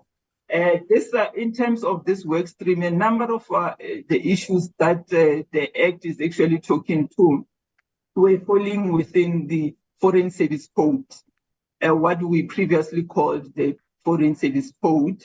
And the Act has instructed that we change the name and move it to Foreign Service Administration Manual. That will have all the issues of administration that we actually are required to actually do. Currently, the work stream has ensured that they have updated the Foreign Service Manual, and also the fact that when the auditors are actually come and they are auditing, they actually are doing the work with regards to the manual itself. Therefore, with this work stream, because like I've said that a number of issues are actually touching on this work stream, there will be a number of issues that are actually cross-cutting around the many work streams, like your coordination work stream, your personnel work stream, and also the financial management work stream. Therefore, this work stream also, its work in terms of the many other things have been done.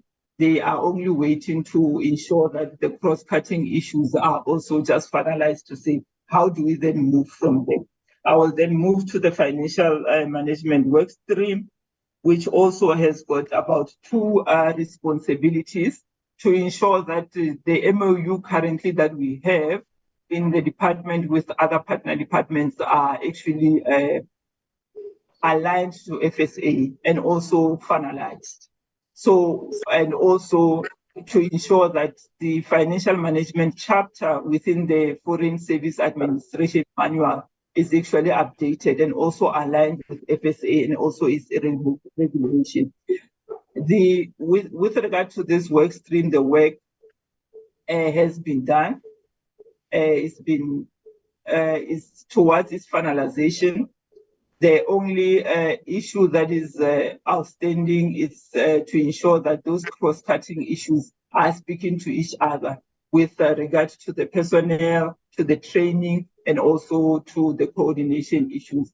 Why? Simply because when you write an MOU for a partner department, obviously you need to talk to the issues of performance agreement, you need to talk to the issues of training. When is the training going to take place so that it's not haphazard? When you talk to the issues of appraisal, how is it going to be done, and so forth, with the many other issues. That is why currently they are done with the draft. They only are waiting to ensure that as they meet as the other work streams, they ensure that the work is actually speaking to correctly to all and to all other work streams, and also to in agreement with the Act itself. Thank you. If you can just move to the next one, which is the last one, is the Foreign Service Act coordination work stream. This one, just like the personnel also, a number of work is actually also within this work stream, and this is the most cross-cutting. In terms of the Act itself, we realized that when we talk to the coordination, when we were actually just moving and analyzing the Act and ensuring, and also the regulations, we realized that this coordination work stream is actually at the core. It can actually make or break the Act itself if the implementation is actually not done correctly. One thing, Chair, and also DM, that I forgot to actually just mention is that as we are busy with the meetings, within the meetings that with the various work streams, our OXLA, as the legal experts, are always in those meetings to be able to ensure that they actually are able to just advise us so that we don't contravene in any way. You will also remember that we launched the National Interest Framework document within the department and throughout. And that document we are also using as our core as we develop and ensure that we are moving along in terms of the implementation of the Act itself. So what this work stream did, there were a number of issues that they had to take care of, and they were actually not sure in terms of how to move along. What they did, they then had to request legal opinion in terms of those so that they can be able to understand and be sure when we're talking about now the time for implementation in the beginning, they are sure that they've met all the legal prescripts and they are able to the family say now we can be able to advise the department and also the country and other partner departments how to move without even hesitation. So one of them you will see is what the chair was actually talking about, the issue of the agreements. So one of the documents that they had to look at is the Directive for Condition of International Agreements. And this one also, through the assistance of our Oxfla, the work stream has modified the document and is also completed. The next slide. The second document that they had to look at was the measures and guidelines for the enhanced coordination of South Africa's international engagement. Here you will also realize that as we were actually, in terms of international engagement, you would find that let's say, for example, Ekurhuleni would go to Brazil, and they would do a benchmarking on agriculture. And then as you then, the next week, you will then have City of Cape Town also going and also doing the same benchmark. So this one is one of those that we actually looked at and ensured that the guidelines in terms of the hosting and preparation of international events are actually done and complied with regard to FSA.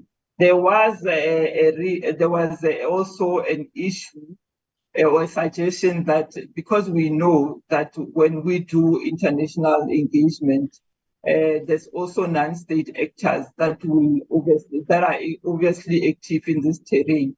How do we put them in? Because in terms of the guidelines, that part C was actually not there. But then Oxley gave a legal opinion indicating that this was actually beyond the jurisdiction of the FSA, as it is not actually outlined into the FSA, and we cannot be able to actually look at it as the work stream and also as the implementing committee. If you can move to the third one. The third one, that the document that they had to look at, and in terms of this, then the second one, the document is actually finalized also, if I can just mention that. And then in terms of the third one, it's actually the guidelines for the hosting and preparing for international events in South Africa. You will realize we just finished hosting BRICS. Also, the issue of us sharing, how do we do that one? We also, this document was actually looked at and it was updated to ensure that it also speaks to the Act for us to be able to ensure that it aligns with the Act itself.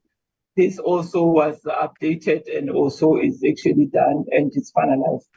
The fourth one was the re-establishment of the Consultative Forum on International Relations. This one we had the forum itself, but over time it just died a slow death. But in terms of the Act now, it has to be resuscitated. That is why the re-establishment of the Consultative Forum. The Act itself currently says that the person that has to chair the forum is at a ministerial level, which means the minister is the one that has to chair this forum.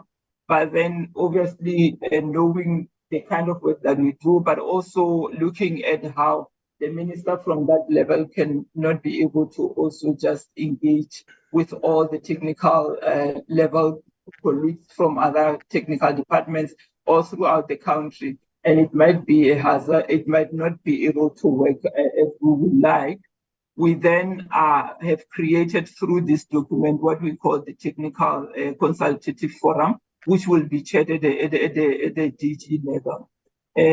In terms of the Act, the minister has to chair at least once, which is a fortunate part for us. Then for the DG, the suggestion was to chair at least twice or thrice in a year, which the document also is done and is finalized, and we are confident that it's actually aligning with the Act itself.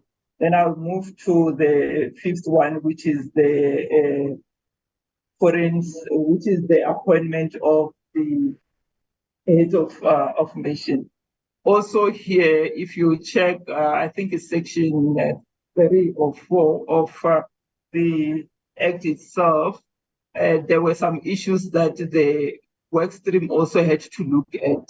And one of them was the requirements for the appointment of the heads of mission, which they felt was also not clear because it speaks to the definition of the fit and proper. And obviously, Oxlade came back to the work stream just to say to them, in terms when you talk about the fit and proper, you are definitely talking about the definition will then have to align with the legal definition that we always use, that DPSA uses, and so forth. And also there was also an issue of the possible use of the oath of office. In this instance, we're saying you have appointed the heads of mission. What are they committing themselves to? So there's also a suggestion and also a draft that has been drafted just to say we then have to go through and ensure that it's taken through the finalization and also the approval processes to say you have to commit yourself, take an oath to say as a member of the Foreign Service, I commit myself to the following, and this is how I will definitely be able to do. And this will definitely form part of the requirements for the appointment of not only the heads of mission, but all foreign service colleagues that will be appointing. The issue of, you will remember I've been talking about the issue of the cross-cutting issues that needs to be taken care of. In terms of the way forward, what now all the 6 work stream will be doing. They are finalizing their task and consolidation of the documentation. And mainly on this one, I'm talking mainly on those that are on the cross-cutting issues, simply because we just need to make sure that we have crossed the T's and tightened all the loose ends that needed to be done. And from all this, you remember that I've spoken about the protocol which their work is done. I've spoken about the property with only one element that is left. I've also spoken to financial management still has the cross-cutting. Those 2, because their work is done, what we have proposed now is to have a dedicated website that will just talk to FSA and also the issue so that any person that would like to come in can be able to just see, and will publicize in your SOP with related issues. And the hyperlink will obviously be a hyperlink that will be readily available. And just also to ensure that there's this optimal operationalization of the Act, the coordination and consistency implementation of the policy itself in pursuit of a better South Africa, Africa, and the world is very critical for us. We are taking this process very important the way it's supposed to be. That is why we are running at the speed that we believe we're actually doing it, because if we don't, then we will be lagging behind. There's an issue of ensuring that now we are done. I'm believing that the cross-cutting issues will be done in the next week, and which then means all the documentation will be finalized, with only one that is still awaiting a treasury, hoping that they will respond to us in a short period that we are awaiting, as the CFO and the DG are finalizing that. There's an issue of stakeholder engagement and outreach. This one is very critical to the finalization and also to the start of the implementation itself. And having realized that all the work streams are done with their work, now is the time for us to actually start with the internal processes and also ensuring that we do engagement with all the stakeholders.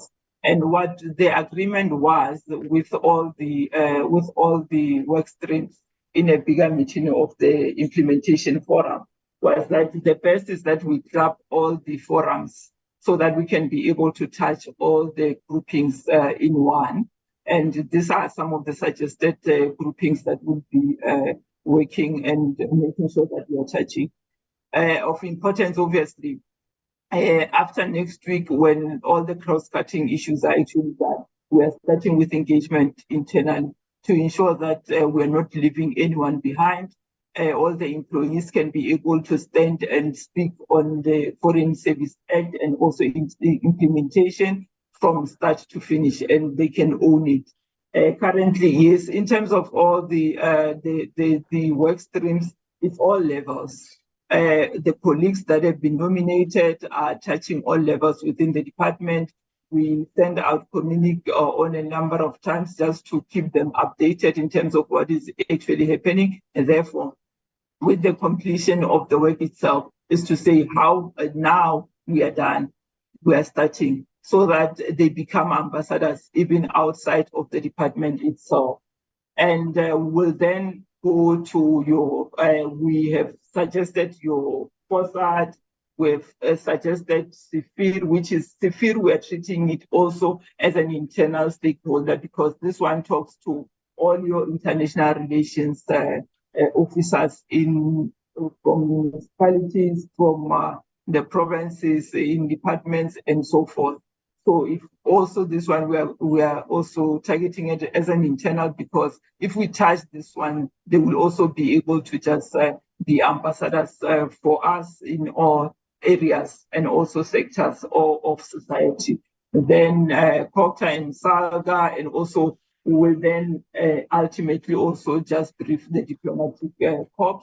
And also of importance, obviously, is our cluster that we are following within, which is the ICTS cluster, to ensure that we have touched all areas. After we have done all these forums, obviously, and also have publicized it on the website, and also ensured that we then come back to the portfolio committee to say, now our work is actually done, which we are believing it will be in the next 2 months until end of October.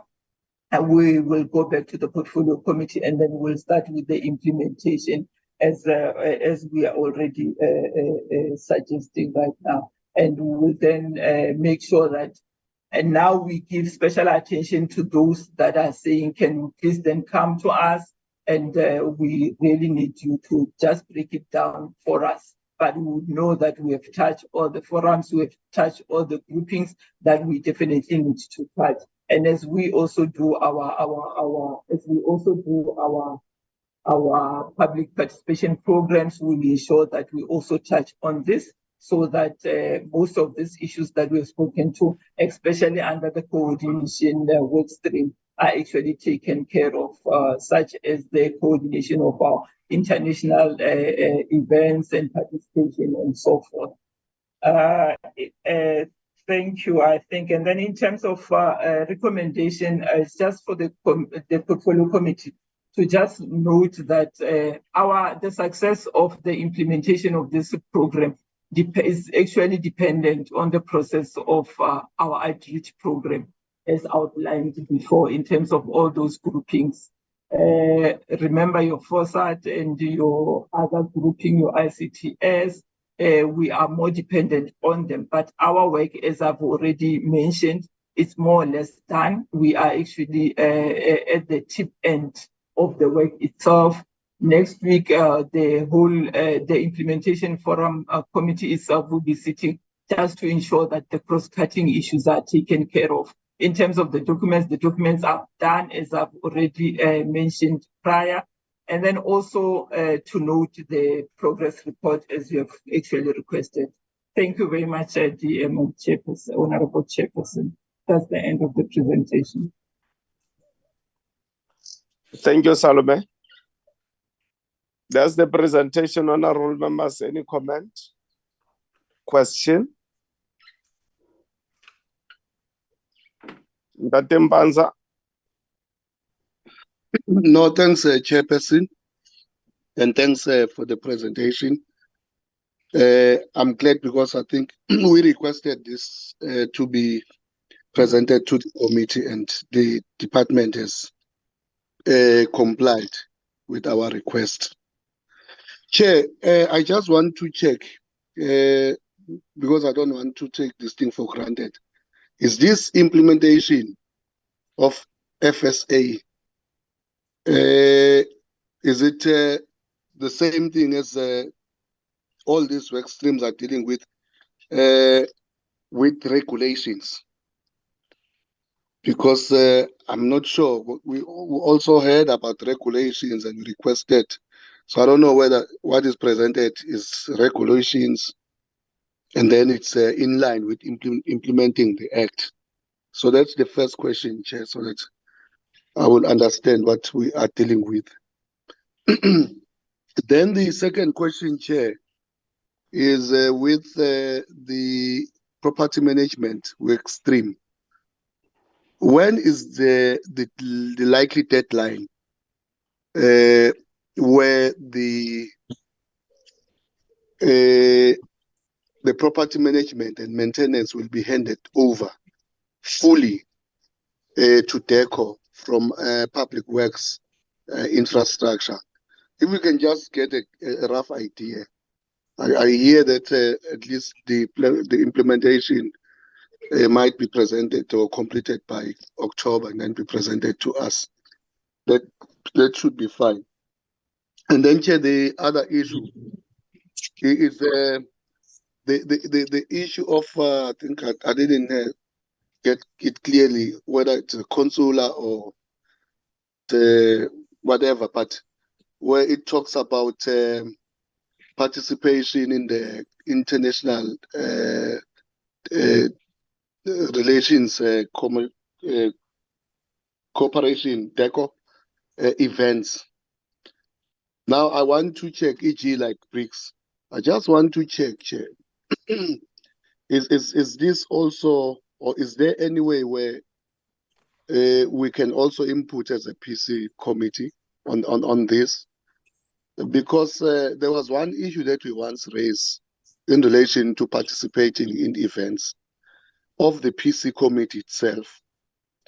One example was that was raised, and there were many other events even taking place here. Your climate changes, things that took place in Durban and everything. That can this also look at that one without actually breaching the separation of powers between executive and assets portfolio committee, or what minister used to say when we raise those issues that we are overreaching.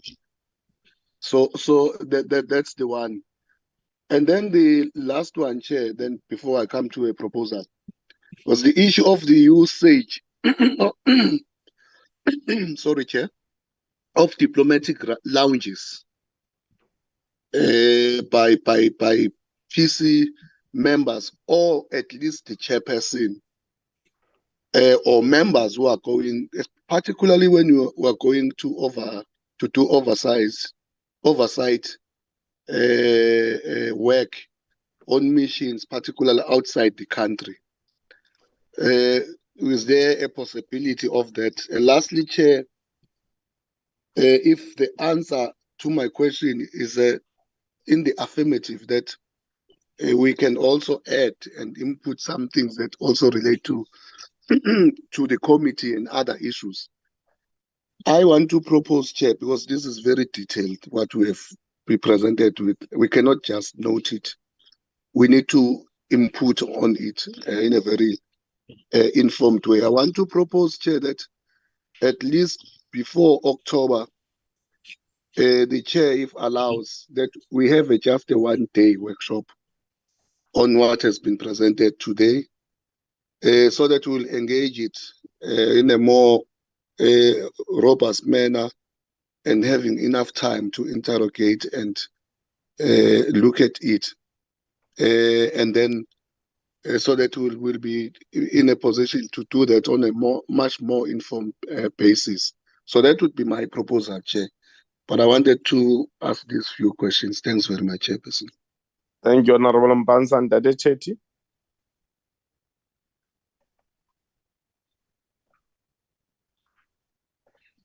Thank you, Stella. Stella, I've got two questions. It's not directed at the presentation itself, but it has. In the previous presentation, we were told about the fact there's an impact on our budget due to the fact of the fluctuating rand-dollar exchange rate. Now, Chairperson, we know for the fact that on the oversight, we were told about the properties that we're trying to get rid of. Surely now that there is a fluctuation between the rand and the euro, those prices in euros will stay the same, but in a rand value, we will now get more rand for our euro. And I'm hoping that the department is going to be able to tell us at the next time they meet with us, the surplus itself, how much it is and what happens. Because the Chairperson is good when you want to use the rand-dollar exchange rate to cover up over expenditure. But we must be also equally aware that in this case now, with the Foreign Service Bill and the fact that we as a department are going to be in control of disposing of properties abroad, there is going to be a financial benefit to us as South Africa because of the volatility of the rand-dollar exchange rate. I just want them to keep it in the back of their minds, because the next time we're going to be asking this question, it mustn't be, we weren't prepared or we didn't know about that, we didn't consider that, because that's the reality. I think, especially for the one for Madeira, that's in the euros. We're definitely going to be benefiting from that one after the presentation we had. My second one, Chairperson, is to the Minister, because he made a comment after the last presentation was over and when he started this one, so I couldn't engage. He made mention that he's given us an assurance now that with the confirmation of a CFO, things will definitely look better and we should be able to get a clean audit. I'm not sure whether I missed it, Chairperson, because the appointment of the CFO was quite critical to this committee because of what had happened with Caiaphas Ramaswamy, the previous CFO. Now, I'm not sure whether the Minister is aware of the ruling by the Supreme Court of Appeal on the New York pilot project and what happened there. And I'm saying this, Chairperson, because I'm not sure whether he made the announcement as to who the CFO is or whether the committee is aware of them, because I didn't hear any announcement made even by the Minister. And I'm saying this, Chairperson, because previously we had members who were, or we had officials, senior ranking officials who were complicit with what happened in the New York project, who were afraid to speak out against the CFO. So I'm just trying to figure out what's going to change, that the Minister seems so, Deputy Minister seems so confident that this time around that we've got a CFO appointed, that it's going to be different. Thank you, Chairperson. Thank you very much, Honorable Mpanza. From my side, it's only one question for clarity. What are the possible financial implications for the FSA? And what's the plan from the department to manage those possible financial implications? Over to you, Deputy Minister. Yes, no, thank you very much, Chairperson. Obviously, the COO will respond to some of the issues. Yes, I think we have obviously noted in response to Honorable Chetty, the CSA's ruling, Chairperson, that obviously is reconcilable also, if you can recall it, with the posture of the Minister in terms of good and clean governance in DIRCO. So that ruling obviously is reconcilable in relation to what we stand for in our pursuit of clean governance and making sure that, Chair, that from the side of the executive, we lead and the ethical leadership ethos, finds resonance within our foreign service. Yes, Chair. Look, I think we are confident that we have a correctly qualified person in the position of Chief Financial Officer, whose profile, Chair, as a professional, and in terms of membership within the financial associations and bodies, finds traction in relation to what obviously we want to achieve in DIRCO, coupled with the fact that it is someone, Chair, that has been really the proponent of making sure that during the period when the previous CFO, Mr. Ramasha, was under suspension, that we don't drop the ball. And that's why during that type of a stewardship, Chair, whilst acting, obviously, she has been able to be part of the collective of team under the leadership of, obviously, our new Director General that has produced a proof.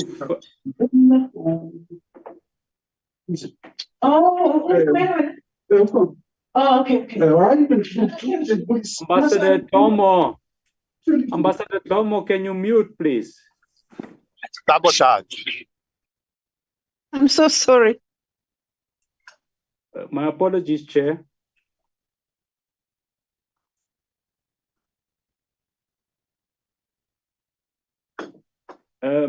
As I continue, Chairperson, just sorry for that brief interruption.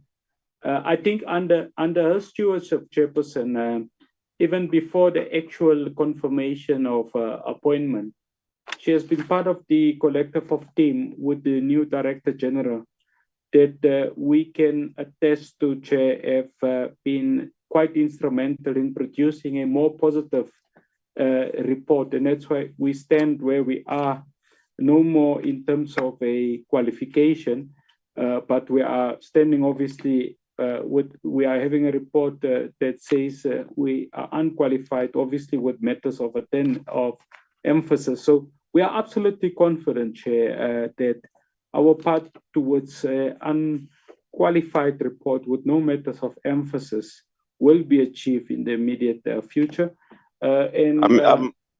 Just to interject to Deputy Minister, I'm happy you are now correcting it, because earlier on you had been saying without matters, but it's understandable. You have now corrected it.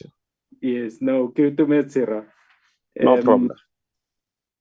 With your indulgence, Chair, if I can give over to Mayor Baloy to just respond to some of the other pertinent issues members have raised.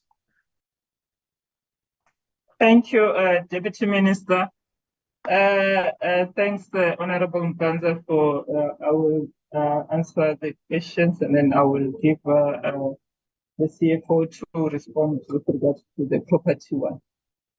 In terms of the regulations were promulgated last year in August 2022, and this implementation forum, what the purpose is more to operationalize. And when we are looking at the documents, we're looking at the Act and also the regulations at the same time. What we are doing, we are then unpacking the two so that we can be able to ensure that now there's policies around Section 7, just like when I was saying Section 9 and so forth, ensuring that now it's more palatable than in the regulations and also in the Act itself.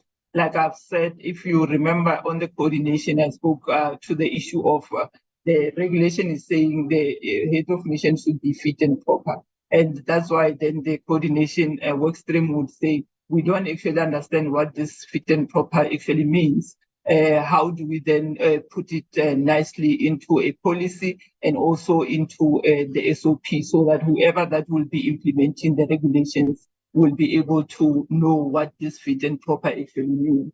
I hope I've answered that one as clearly. And then in terms of the events, Honorable Mpanza, I think, yes, we will have to maybe just regroup as the team DERCO management with the executive and just see. As I'm sitting here, I'm thinking we can be able to just maybe we include it into our SOPs and also our policy so that it's clearly outlined and the PC is never left behind in terms of the many international relations events that we are hosting.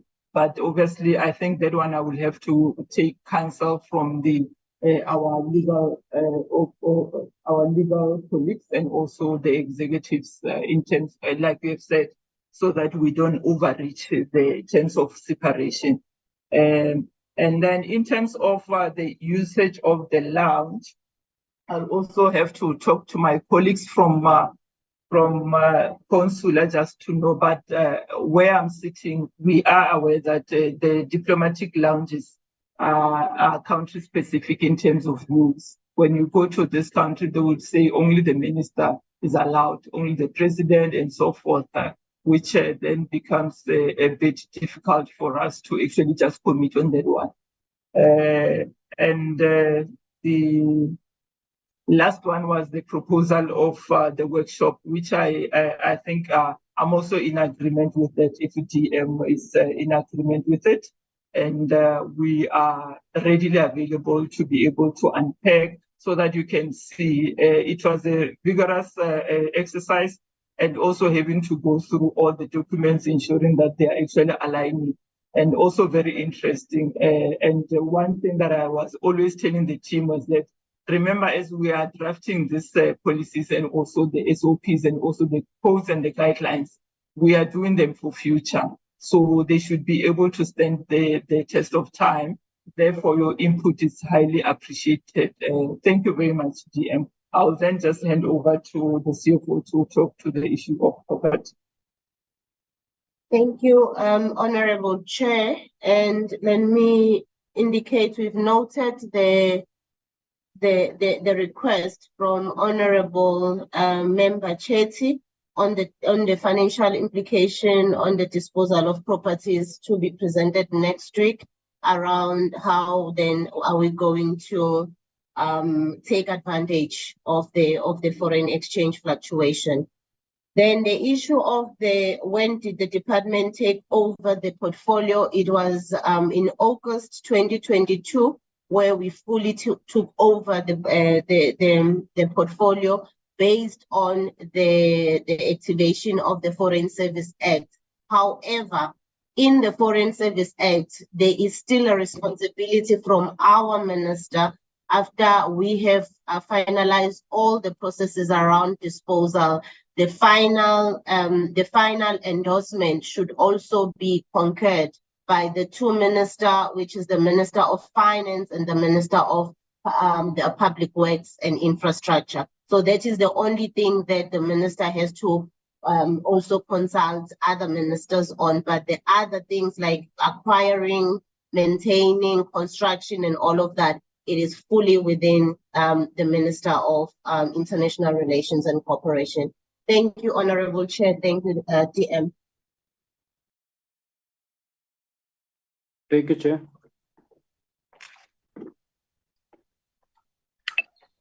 My question was not responded to.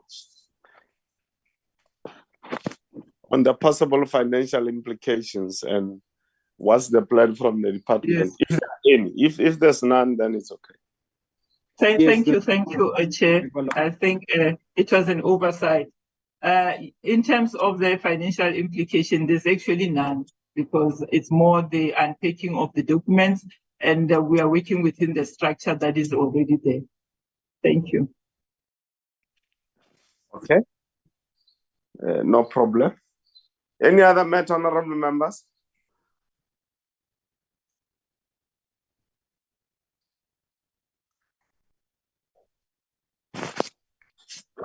Okay, if we are all happy, then we do have announcements. Lubabalo. Thank you, Chairperson. No, Chairperson, we do not have announcements at this stage. Okay, there be no announcements. I want to take this opportunity to thank our staff. You, Deputy Minister Buertes, for leading the team to come and account to the Portfolio Committee. And for all those who have been following the proceedings of this parliamentary work through the Portfolio Committee on International Relations, thanks for being part of observing this oversight work, which is important as part of our democratic dispensation here in the country. This brings us to the end of the meeting, and thank you very much, honorable members. The meeting is now officially closed. Thank you, Chairperson. Sure. Thank you. Liyarebuga, Chairperson. Bonga mina baba. Baba. Baba.